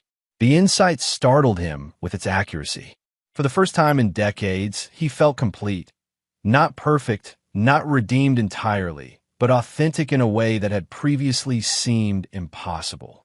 Above them, stars emerged in the darkening sky, countless points of light against infinite darkness. Nick gazed upward, contemplating the journey that had brought them here, the betrayals, the revelations, the choices, and found himself unexpectedly at peace. Not because the past had been erased or the future secured, but because in this moment, with his family safe and his truth finally known, Nicholas Harmon was exactly where he needed to be. Chapter 7. Reconstruction. 3 months after Theodore Sullivan neutralized the Valenti threat, life settled into a new normal for the Harmon family. The Palmetto Resort development neared completion, its success already assured through pre-opening bookings. Harmon Construction thrived under Nick's refocused leadership, with Bryant handling daily operations while Nick maintained strategic oversight. Home life evolved as well. Nick had moved back into the master bedroom 6 weeks earlier, their marriage slowly rekindling through newfound honesty and shared purpose. Counseling continued weekly, providing structure for difficult conversations about trust, expectations, and forgiveness. Zoe flourished amid the healing family dynamic, her college essay earning admissions to 3 top universities.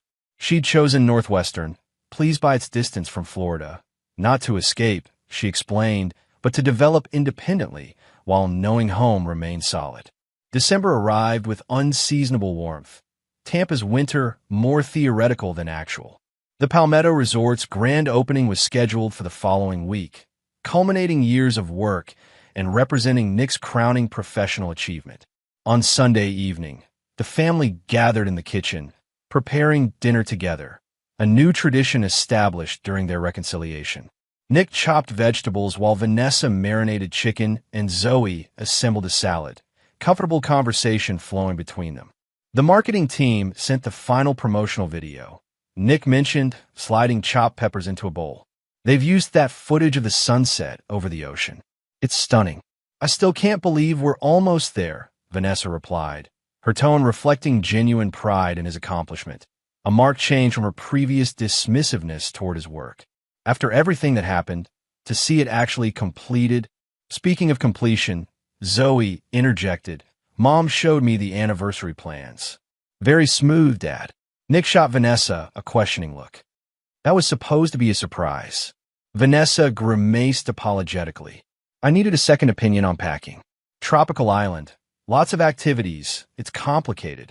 The anniversary plans referenced their rescheduled trip to Turquoise Bay Resort in the Cayman Islands, the same destination from the voucher that had catalyzed their family crisis. Nick had rebooked it deliberately, a symbolic reclaiming of what had been corrupted. This time, the reservation remained firmly in their names, scheduled for their actual anniversary in January. Well, since the surprise is ruined, Nick said good-naturedly. Any requests for activities? Diving? Sailing? Just us, Vanessa said, catching his eye meaningfully. Everything else is details. The simple statement, and the reconnection it implied, warmed him. Before he could respond, his phone rang. Bryant. Sorry to interrupt Sunday night, Bryant said when Nick answered, but there's something you should know immediately. Frank Donato is back in town. Nick tensed, drawing concerned glances from Vanessa and Zoe. Are you sure? Positive. My contact at Miami PD confirmed he arrived yesterday. Apparently, he's been making inquiries about you. Understood. Keep me posted on any movements. Nick ended the call, expression troubled. Who's Frank Donato? Vanessa asked immediately. Nick hesitated, old instincts urging concealment. But he'd promised transparency, regardless of difficulty. Leo Valini's cousin, he explained. Not the one arrested at the airport, another branch of the family. Frank disappeared when Leo was taken into custody, presumably fled back to Italy. And now he's back, Vanessa concluded. Looking for you. So it seems. Zoe set down her knife, alarm evident. Is he dangerous? Potentially, Nick admitted. He's old-school family. Believes in blood debts. Meaning he blames you for Leo's downfall, Vanessa said. Nick nodded. I've got security measures in place. Bryant will alert his police contacts. It's probably just posturing, but the tightness around his eyes betrayed deeper concern. Donato's return represented unfinished business, the final thread of the Valini situation still dangling. That night, after Zoe went to bed, Nick found Vanessa in his home office, studying the family security system on the computer. Checking for weaknesses? He asked from the doorway. Making sure I understand how it works, she corrected. In case I need to use it. Nick entered, sitting on the edge of the desk. I've upgraded everything since Miami. The house is secure. It's not the house I'm worried about, Vanessa replied, looking up at him. The Palmetto opening is in 8 days. Very public, very predictable. If this Donato wanted to make a statement, The scenario had already occurred to Nick. I've doubled security for the event. Added undercover personnel. Everyone attending will be screened. And if that's not enough, Vanessa pressed. Nick, maybe we should postpone. Give this time to resolve. We can't postpone. The investors, the press, the bookings, everything's in motion. Nick sighed, running a hand through his hair. Besides, I won't live in fear again. We've come too far for that. Vanessa studied him, recognizing the resolve that had first attracted her to him decades earlier. Then we face it together, whatever comes. The following day, Nick met with Bryant at the Palmetto Resort, where workers applied finishing touches to the lobby's marble floors and soaring ceiling. The property sprawled impressively along the beachfront, its design blending luxury with environmental sensitivity. Security updates? Nick asked as they toured the restaurant, where staff practiced service routines. Donato checked into the Harbor View Hotel yesterday, Bryant reported. He's made no attempt to hide his presence. Actually seems to want you to know he's here. Classic intimidation play, Nick observed. Any associates with him? 2 men, likely muscle. They haven't left the hotel much. Mostly room service, occasional meetings in the restaurant. Nick nodded thoughtfully. Have you spoken with Sullivan? He's aware. Offered assistance, which I declined on your behalf. Bryant glanced at Nick. Correctly, I hope. Correctly, Nick confirmed. This ends without Sullivan's methods. One way or another. They completed the tour in the presidential suite, where the grand opening reception would be held. Floor-to-ceiling windows offered panoramic ocean views, the space elegantly appointed with custom furnishings. Beautiful, isn't it? Nick said, gazing out at the water. Everything I envisioned. Bryant joined him at the window. You've built something remarkable here, Nick. Don't let Donato tarnish it. I won't, Nick promised. But I won't hide from him, either. The decision crystallized as he spoke. He'd spent months reclaiming his life, rebuilding relationships, integrating the disparate parts of himself. He wouldn't revert to fear or compartmentalization now, not even for legitimate threats. That evening, Nick made a call he'd been contemplating since learning of Donato's arrival. Harbor View Hotel, the receptionist answered. Room 412, please, Nick requested, having obtained the information from Bryant. 3 rings, then a gruff voice answered. Pronto, Mr. Donato, Nick said calmly. Nicholas Harmon. A pause, then low laughter. Senior Harmon. Would you prefer Reeves? The use of his original name, a deliberate provocation, didn't surprise Nick. Harmon is fine. You are either very brave or very foolish to call me directly, Donato said, his accent thicker than Leo's had been. Do you know why I am in Tampa? I have a reasonable guess, Nick replied, but I prefer to hear it from you. My cousin Leonardo rots in federal prison because of you. His business destroyed, his reputation ruined. The family demands balance. Your cousin tried to destroy me first, Nick pointed out. Targeted my business, my family. I responded. Donato made a dismissive sound. Business disagreements happen. What you did was personal, vindictive. As personal as Leonardo seducing my wife. As vindictive as turning my daughter against me. Nick kept his voice steady despite the anger these memories still evoked. Family matters should remain private, Donato insisted. You involve the authorities. Exposed operations beyond Leo's. Created wider damage. The circular logic was typical of old-school organized crime. Attacking others permissible, retaliation unacceptable, especially if it breached the code of silence. What exactly do you want, Mr. Donato? Justice, came the simple answer. An accounting, meaning, we will discuss terms in person. Tomorrow. Noon. The pier at Ballast Point Park. Come alone. Before Nick could respond, Donato hung up. Vanessa found Nick in his office afterward, staring thoughtfully at his phone. Something's happened, she said, reading his expression. He explained the conversation, watching her face pale progressively. You're not seriously considering meeting him, she said when he finished. I'm considering all options. This isn't an option, Vanessa protested. It's walking into a trap. For God's sake, Nick, call the police. And tell them what? That a man with no criminal record in the U.S. wants to meet me at a public park. Nick shook his head. Without evidence of specific threats, They can't do anything. Then don't go. Let Brian handle it, or security, or... Running solves nothing, Nick interrupted gently. It just postpones the inevitable. Donato will keep coming until this is resolved. Vanessa stared at him, frustration and fear warring in her expression. This is suicide. No, Nick contradicted. It's ending something that needs ending. Cleanly, directly, without shadows or proxies. And if he kills you? Vanessa's voice cracked slightly. What then? What happens to Zoe? To me? The naked emotion in her question, the genuine fear of losing him, caught Nick off guard. Despite their reconciliation, part of him had still wondered if Vanessa truly wanted him back, or merely preferred their restructured arrangement to the alternative. This fear, raw, unfiltered, answered that question definitively. I have no intention of dying tomorrow, Nick assured her, crossing to take her hands in his. But I do intend to end this threat to our family, one way or another. Then take protection, Vanessa insisted. Bryant's security, someone, visible protection will just escalate the situation, Nick explained. Make Donato feel cornered or disrespected. That increases danger rather than reducing it. Vanessa recognized the logic, but remained unconvinced. There has to be another way. There is, Nick agreed. And I'll find it before noon tomorrow. He spent the night researching Frank Donato, calling in favors from former associates, building a comprehensive profile of the man he would face. By morning, a strategy had formed, risky but potentially effective. Zoe sensed the tension at breakfast, looking between her parents with concern. What's going on? Nick and Vanessa exchanged glances, silently debating how much to share. They'd promised honesty with their daughter, but not at the cost of her security or peace of mind. Business challenge, Nick explained carefully. Nothing to worry about.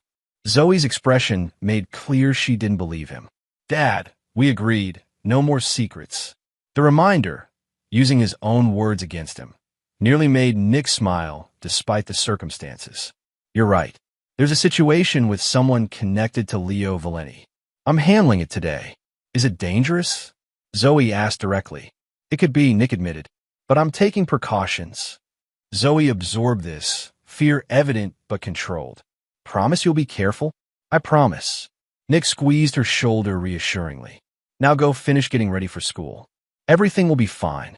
After Zoe left for school, driven by one of Nick's security team, he prepared for the meeting. No weapons. Donato would expect that and likely have him searched. Instead, he focused on information, leverage, psychology. Vanessa watched silently as he reviewed notes, committed key details to memory, made final calls. I should go with you, she said finally. Absolutely not, Nick replied firmly. That would change the dynamic completely. Exactly, Vanessa insisted. He's expecting intimidation tactics, threats, not a confrontation with the wife his cousin tried to steal. The suggestion surprised Nick. It's too risky. You're going regardless of risk, Vanessa pointed out. At least with me there, the conversation changes. Becomes about people, not business or vendetta. Nick considered the proposal. Vanessa's presence would indeed alter the expected dynamic significantly. Donato, operating from old-world values despite his criminal activities, might respond differently to a husband and wife united than to a business rival alone. If, and it's a big if, you came, Nick said slowly, you would stay slightly back. Let me lead. Leave immediately if I signal. Agreed, Vanessa said quickly, before he could reconsider. They arrived at Ballast Point Park 20 minutes before noon, parking some distance from the meeting point to survey the area. The pier stretched into Tampa Bay, a few fishermen scattered along its length. At the farthest point stood a solitary figure, Donato, arrived early, also assessing the terrain. Stay 3 steps behind me, Nick instructed as they approached. If anything feels wrong, turn and walk away immediately. No hesitation. Vanessa nodded, determination overriding visible nervousness. Frank Donato turned as they neared, a compact man in his 60s, expensively dressed, with steel-gray hair and calculating eyes. His gaze shifted from Nick to Vanessa, surprise registering briefly before his expression smoothed. Senior Harmon, he greeted, accent pronounced. I said come alone. My wife insisted on joining us, Nick replied calmly. Given that your cousin's actions affected her directly, it seemed appropriate. Donato's eyes narrowed. Then he offered a slight nod to Vanessa. Signora, this is unusual. So, is having my family threatened? Vanessa responded, her voice steadier than Nick had expected, especially after what Leonardo did. Donato assessed her with newfound interest. You speak boldly for someone in your position. You mean the position of standing by my husband against people who try to destroy our family? Vanessa held his gaze. Yes, I do. A tense silence followed, broken only by water lapping against the pier and distant voices of fishermen. Finally, Donato spoke to Nick. You understand why I am here. Family obligations. I understand completely, Nick confirmed. Family is precisely why I responded to Leonardo as I did. He targeted mine. And now I must respond to your response, Donato said, as if explaining something obvious. It is how balance is maintained. There's another way to see balance, Nick suggested. Leonardo's actions and my response already balanced. Further escalation serves no one. Donato smiled thinly. Easy for you to say, with my cousin imprisoned. A consequence of his own criminal activities, Nick pointed out, not fabricated charges. Regardless, the family expects action. Nick nodded, having anticipated this position. Then perhaps we should discuss the family more broadly. Not just Leonardo, but the entire Valeni operation. Donato's expression sharpened. What do you know of operations? Everything Theodore Sullivan discovered while investigating Leonardo, Nick replied. Names, dates, accounts, properties.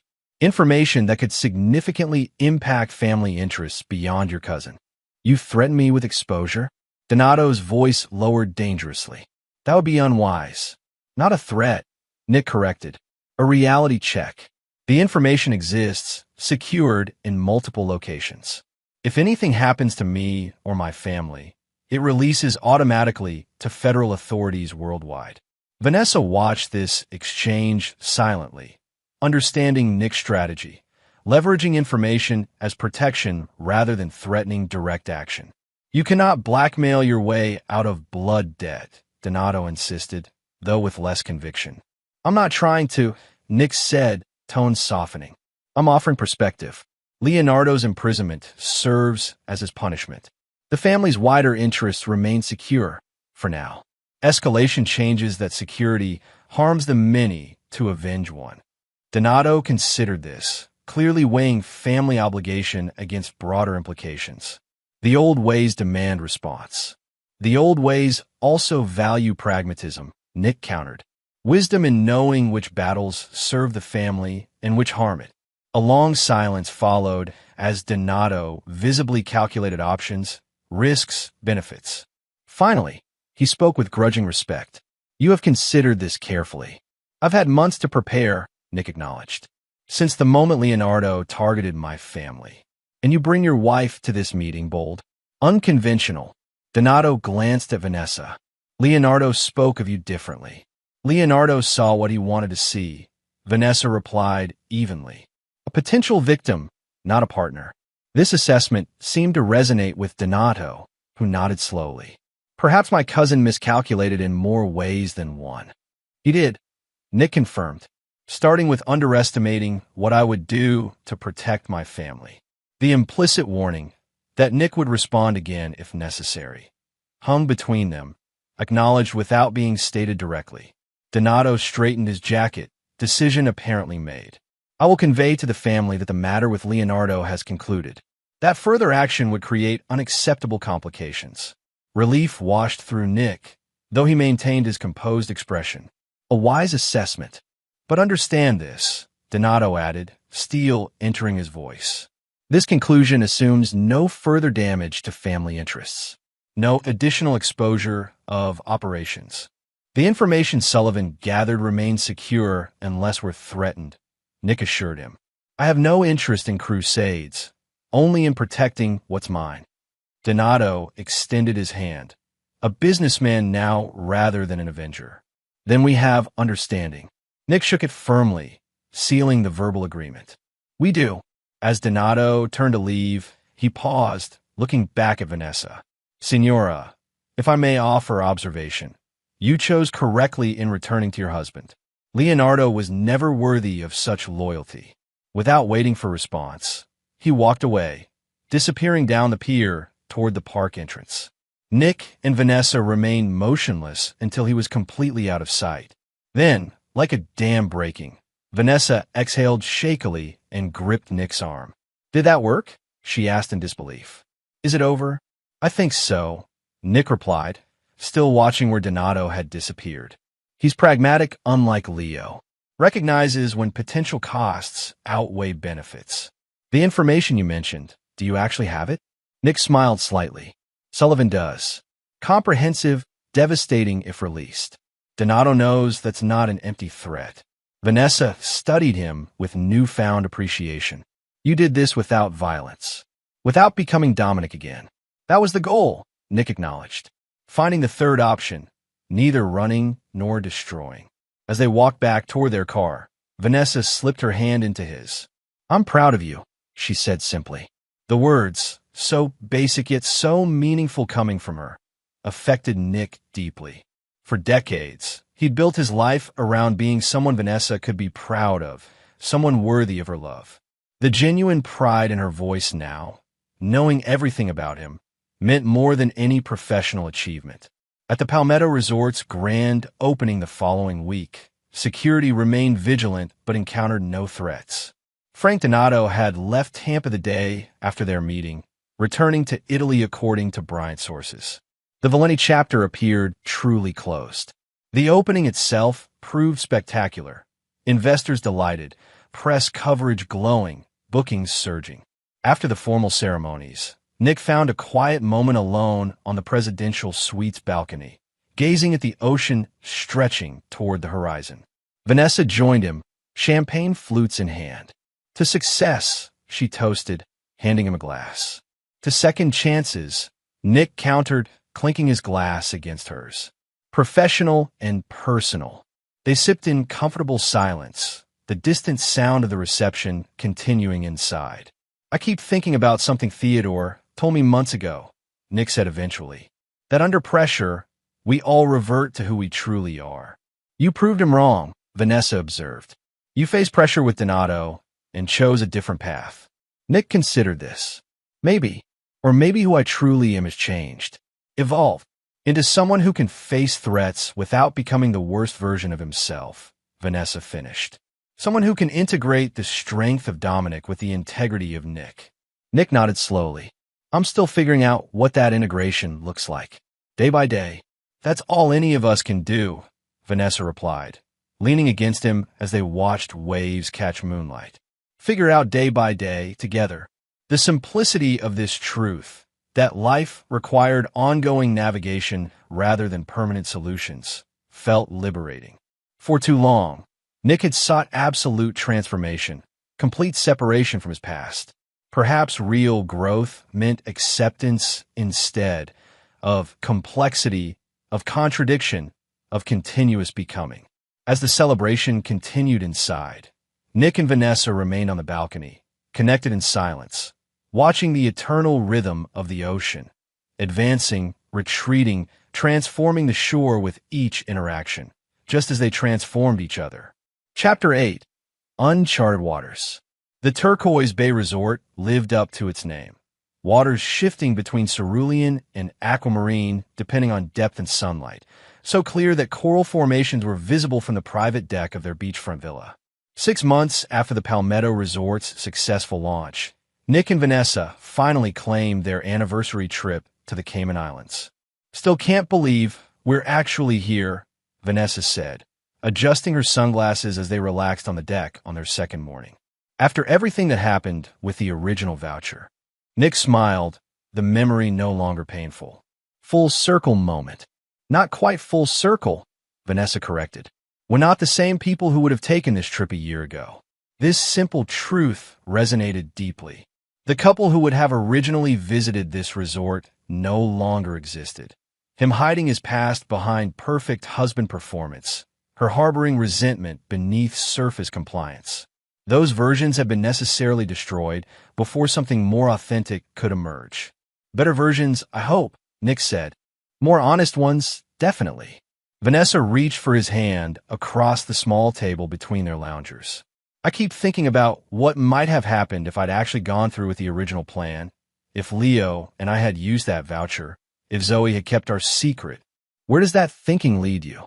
Nick asked, genuinely curious. Vanessa considered the question. To gratitude, strangely enough. Grateful you discovered the truth when you did, before things progressed further. Before I made irreversible mistakes based on lies, Leo's and my own. This admission, acknowledging her accountability without prompting, marked significant growth from the defensive posture she'd initially taken when confronted. I've been thinking about Theodore's role in all this, Nick offered after a comfortable silence. How he stepped in to protect me even after I rejected his methods. How he saw something worth saving that I didn't fully recognize. He loves you, Vanessa said simply, in his own complex way. The observation struck Nick as remarkably insightful. Theodore's harsh mentorship had indeed contained genuine care beneath the toughness, a willingness to see potential where others saw only damage. I invited him to visit next month, Nick confessed. Thought it was time you and Zoe properly met him. If you're comfortable with that. Vanessa's eyebrows raised in surprise. You're sure? Given his history, his knowledge of your past. That's precisely why, Nick explained. No more compartments, remember? Theodore is part of my story. A complicated part, but important. And he did help save our family, ultimately. Vanessa nodded thoughtfully. Then yes, I'd like to meet him properly. Not just as the shadowy figure from your past, but as someone who matters to you. The simple acceptance of all aspects of him, including those connected to Dominic Reeves, felt profoundly validating. For decades, Nick had assumed Theodore represented a part of himself that must remain hidden from Vanessa forever. The possibility of integration extended beyond his internal identity to his external relationships. That afternoon, they snorkeled along a coral reef teeming with tropical fish. Beneath the surface, suspended in crystal water, Nick experienced a rare moment of perfect presence. Watching Vanessa move gracefully among corals, sunlight filtering through water, creating dancing patterns on her skin. The beauty of the moment struck him deeply, made more precious by the knowledge of how easily it might never have happened. Back at their villa, showered and dressed for dinner, Nick received a video call from Zoe, who was staying with Vanessa's sister in Orlando. How's paradise? She asked immediately, her smile genuine. Pretty close to perfect, Nick admitted. How's your aunt holding up with you around? Please, I'm the one suffering through her health food obsession. Zoe groaned dramatically. Did you know there are 17 different ways to prepare quinoa? None of them good. Nick laughed, grateful for his daughter's resilient spirit. Despite everything she'd witnessed and experienced during the family crisis, she'd emerged with remarkable equilibrium. More mature, but not hardened. Wiser, but still playful. Vanessa joined the call, and they chatted about upcoming college preparations, the resort amenities, Zoe's new boyfriend. Information she shared deliberately to watch Nick's protective instincts flare. After ending the call, they walked to the resort's signature restaurant, built partially over water with glass floor sections revealing marine life below. As they settled at their table, Vanessa studied him with unexpected intensity. What? Nick asked, self-conscious under her scrutiny. I'm just... She paused, searching for words. I'm trying to see you completely. Not just the Nick I married, not just glimpses of Dominic. The whole person. The vulnerability in this admission, her deliberate effort to truly know him after 20 years, moved him deeply. And, he prompted gently, and I'm realizing how much energy we both spent maintaining illusions, she said. Me pretending I had no darkness, you pretending you had no past. Both of us performing versions of ourselves we thought the other wanted. Nick nodded, recognizing the truth in her assessment. Exhausting when you think about it. Completely, Vanessa agreed. And ultimately futile. The real parts emerged anyway, especially under pressure. Theodore was right about that much, Nick acknowledged. Crisis does reveal what's beneath the surface, for better or worse. Or both, Vanessa suggested. Your protective instincts emerged, the intensity, the strategic thinking, the absolute commitment to family. Those aren't bad qualities, Nick. They just came with harder edges than I was prepared for. This reframing, seeing his dominant traits as potentially positive rather than inherently shameful, offered a perspective Nick hadn't fully considered. Perhaps integration wasn't about suppressing his past self, but about channeling those qualities more constructively. "And what emerged in you?" he asked, genuinely curious about her self-assessment. Vanessa considered the question seriously. Rebellion. Selfishness I didn't know I harbored. A capacity for deception that frightened me once I recognized it. She met his eyes directly, but also resilience, courage to face uncomfortable truths, capacity for forgiveness of you and myself. Their dinner arrived, momentarily pausing the conversation. When it resumed, they discussed the future, Zoe's college years ahead, the Palmetto Resort's expansion possibilities, potential travel adventures together. "I've been thinking about stepping back from day-to-day operations," Nick mentioned as they shared dessert. "Bryant's proven he can handle things. Might be time for me to explore other interests." "Like what?" Vanessa asked, intrigued. "Not entirely sure yet," Nick admitted. "Something that uses different skills. Maybe consulting on security systems for high-risk businesses, or mentoring young entrepreneurs from difficult backgrounds. Something that acknowledges both sides of my experience." The possibilities reflected his evolving integration, neither hiding from his dominant skills nor defining himself solely by them. "Whatever you choose," Vanessa said, "I want to be more connected to it than I was with Harmon Construction. That was my mistake, creating separate lives instead of shared ones." The acknowledgement felt like another brick in the foundation they were rebuilding, stronger because it acknowledged previous structural weaknesses. Later that night, lying together in the villa's king-sized bed, windows open to ocean breezes and distant waves, Nick found himself unusually contemplative. "Something on your mind?" Vanessa asked, sensing his wakefulness. "Just thinking about how close we came to losing this," he said quietly. "All of it."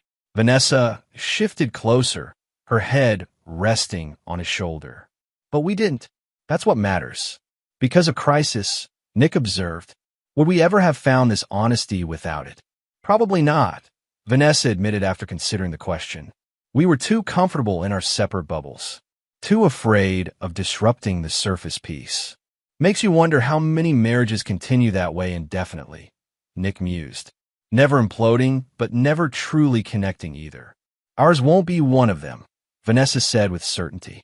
"Whatever happens next, we've seen too much of each other's truth to go back to comfortable illusions." The promise in these words, of continued authenticity regardless of difficulty, comforted Nick deeply. They'd survived the worst by finally becoming real with each other. That foundation, however painfully established, offered security no performance could provide. As Vanessa drifted towards sleep beside him, Nick gazed out at moonlight silvering the ocean.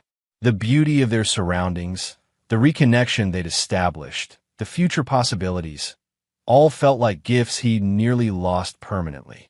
The gratitude this awareness evoked wasn't simply for the material comforts or even their repaired marriage, but for the liberation of living without compartments, without constant vigilance against exposure. For the first time in decades, he existed as one integrated person rather than carefully separated versions of himself. The peace this brought, unexpected and profound, followed him into dreams more restful than any he'd known since youth. On their final day at Turquoise Bay, they participated in a sunset sailing excursion, just the two of them and a captain who maintained discreet distance. As the catamaran glided through golden waters, Vanessa surprised Nick by producing a small wrapped package from her bag. "What's this?" he asked, accepting it curiously. "Anniversary gift," she explained. "Traditional 20th anniversary is China, but that seemed wrong for us. This felt more appropriate." Nick unwrapped the package carefully, revealing a custom compass in a polished wooden case. The face contained standard directional markings, but also custom engravings, small symbols representing significant moments in their lives together. Most moving was the inscription inside the lid. For navigating uncharted waters together, past, present, and future. All of you, all of me, always. The thoughtfulness of the gift, acknowledging their journey and commitment to authentic navigation moving forward, left Nick momentarily speechless. "It's perfect," he said finally, voice rough with emotion. "I realized something during all this," Vanessa explained. "We don't need maps with predetermined routes. We need tools to navigate whatever comes together." As the sun melted into the horizon, painting sky and sea in impossible colors, they stood together at the catamaran's bow. Not the perfect couple they'd once pretended to be, but something more valuable. Two people who had seen the worst in each other and chosen to remain, to rebuild, to continue the journey with clear eyes and open hearts. The uncharted waters ahead held no guarantees, but they faced them equipped with truth about themselves, each other, and a commitment that had survived its greatest test. Chapter 9. Full Circle. "Dad, over here." Zoe's voice carried across Northwestern University's crowded quad, where families gathered for freshman move-in day. Nick spotted her waving enthusiastically from beneath a maple tree, her new roommate beside her. Navigating through the crowd with Vanessa, Nick felt the familiar mixture of pride and melancholy that had characterized the past weeks of preparation. Their daughter stood on the threshold of independence, excited, confident, ready for the next chapter. The knowledge that they'd nearly fractured irreparably before reaching this milestone made the moment particularly poignant. "There's my college girl," Nick said, embracing Zoe warmly. "How's the dorm situation?" "Smaller than my closet at home," Zoe admitted, "but amazing anyway. And Whitney's already set up the best sound system on the floor." Introductions were made, campus tours conducted, final supplies purchased. Through it all, Nick observed the easy confidence with which Zoe navigated her new environment, introducing her parents to orientation leaders, discussing course selections, making plans with other freshmen. The maturity she displayed reflected not just normal development, but the accelerated growth that comes from weathering family crisis. That evening, after helping arrange Zoe's half of the dorm room and taking both girls to dinner, the inevitable moment arrived. Time for parents to depart. "Call anytime," Vanessa reminded Zoe as they stood outside the residence hall. "Day or night." "I know, Mom," Zoe said with affectionate exasperation. "We've been through this." When Nick's turn came, he found words momentarily inadequate. This capable young woman, poised between childhood and adulthood, represented everything worth fighting for in his life. The thought of leaving her, even in this positive context, tightened his throat unexpectedly. "I'm proud of you, kiddo," he managed finally. "Not just for this," he gestured toward the campus, "but for who you've become, how you've handled everything this past year." Zoe's expression softened. "I had good examples," she said quietly, including both parents in her glance, "of resilience, of starting over when necessary." The wisdom in this observation, acknowledging their struggles while appreciating the ultimate outcome, struck Nick anew. Their daughter had not only survived their family upheaval, but extracted meaningful lessons from it. The goodbye, when it came, contained the appropriate mixture of emotion and encouragement. Tears were shed, final hugs exchanged, promises of regular communication confirmed. Then Nick and Vanessa walked away, leaving their daughter to begin her independent journey. "She'll be fine," Vanessa said as they reached their hotel, voice steady despite the moisture in her eyes. "Better than fine," Nick agreed. "She's stronger than either of us were at her age." Because of everything that happened? Vanessa wondered. Nick considered this. Partly, but also because she knows the truth now, about herself, about us. No more family myths to maintain or secrets to navigate. The observation applied equally to their marriage, Nick realized. The myths they'd constructed, of his spotless past, of her perfect contentment, of their idyllic family, had ultimately proven more dangerous than the messy truths they'd replaced them with.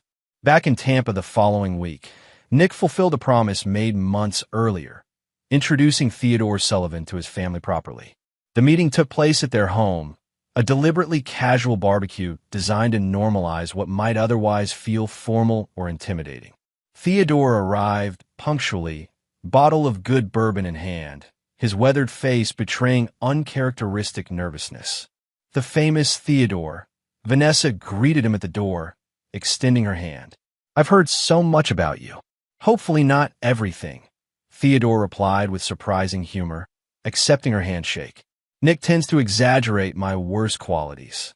"On the contrary," Vanessa corrected, leading him to the backyard where Nick manned the grill. "He credits you with saving his life. Twice, apparently." Theodore's expression softened as he spotted Nick, who set down his tongs to embrace his former mentor. "Welcome to our home," Nick said simply. The significance of the statement, inviting his past literally through the front door of his present life, wasn't lost on either man. Zoe, home for the weekend from Northwestern, observed the older man with frank curiosity. "So you knew my dad when he was Dominic?" Theodore nodded, accepting the directness of her question. "Helped train him, in fact, though he quickly surpassed my expectations." "In your line of work?" Zoe pressed, testing boundaries. "Zoe," Nick cautioned gently. "It's a fair question," Theodore said, surprising them all. To Zoe, he continued, "Yes, in work that sometimes crossed legal boundaries. But more importantly, I knew your father as someone determined to overcome extremely difficult circumstances, someone unwilling to be defined by where he started." The simple dignity in this description, focusing on character rather than activities, seemed to satisfy Zoe. "That sounds like Dad," she acknowledged. Throughout the afternoon, Nick observed the careful integration of worlds he'd once kept rigidly separated. Theodore shared carefully edited stories from Nick's youth, emphasizing his determination and intelligence rather than specific operations. Vanessa reciprocated with anecdotes from their early marriage and Zoe's childhood. Gradually, conversation flowed more naturally, connections forming across previously unbridgeable divides. "Never thought I'd see this day," Theodore commented quietly to Nick as they stood together watching Vanessa and Zoe clear dinner dishes inside. "You living fully in one piece instead of fragments." "Neither did I," Nick admitted. "Spent most of my adult life convinced it was impossible." "Most people never manage it," Theodore observed. "The integration.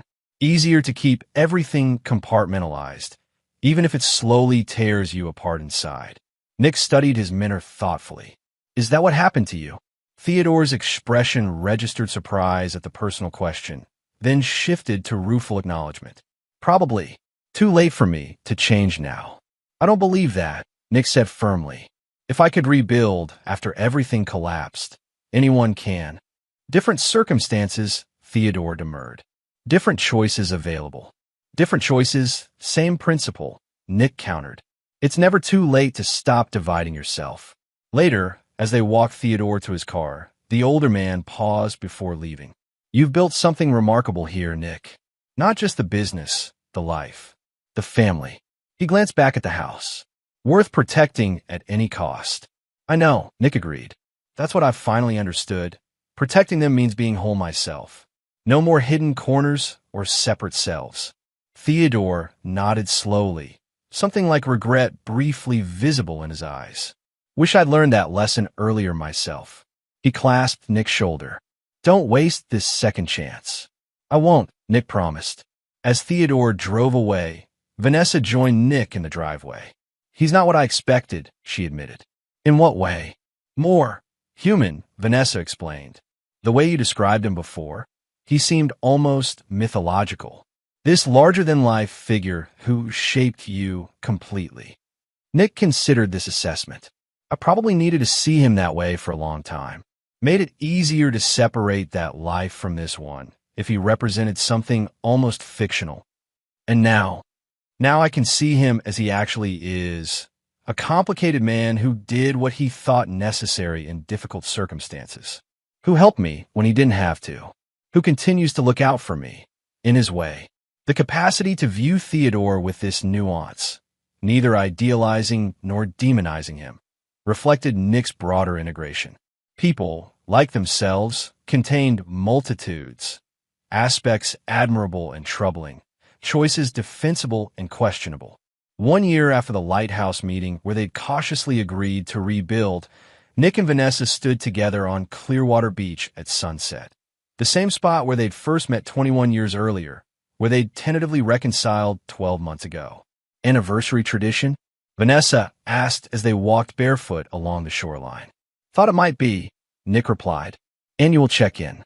No performance reviews, just honest assessment. Vanessa smiled at the corporate terminology.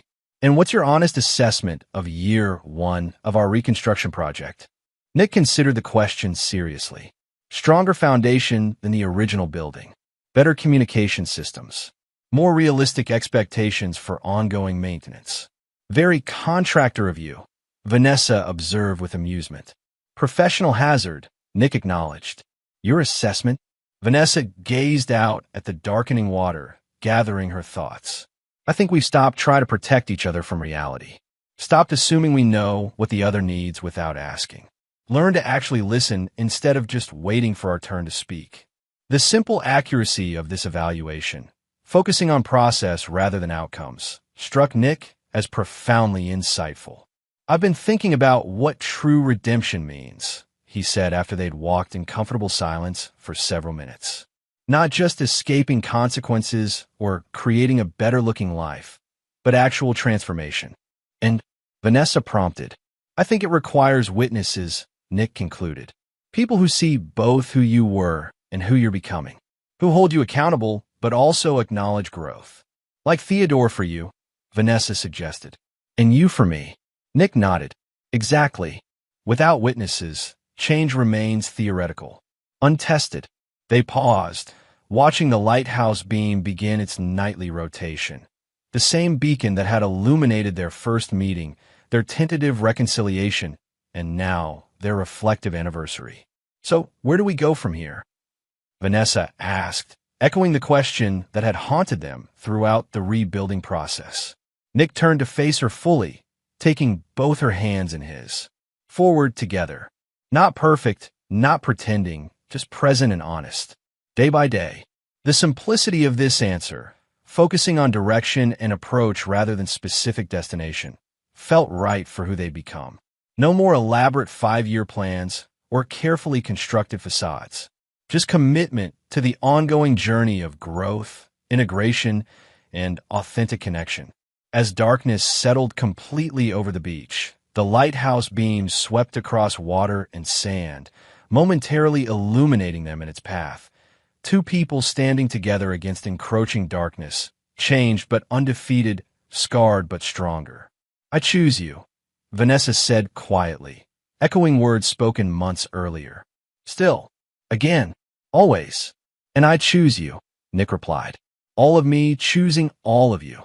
The vow, simpler yet more profound than their original wedding promises, acknowledged the complexity of their journey and the authenticity they'd fought to achieve.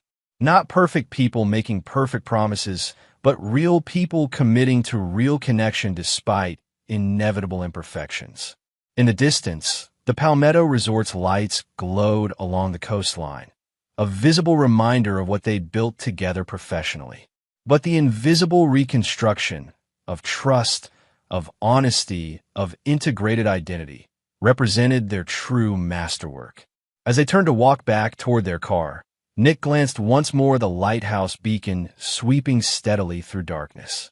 Like their journey, it offered no permanent illumination, just regular, reliable moments of clarity in an inherently uncertain world.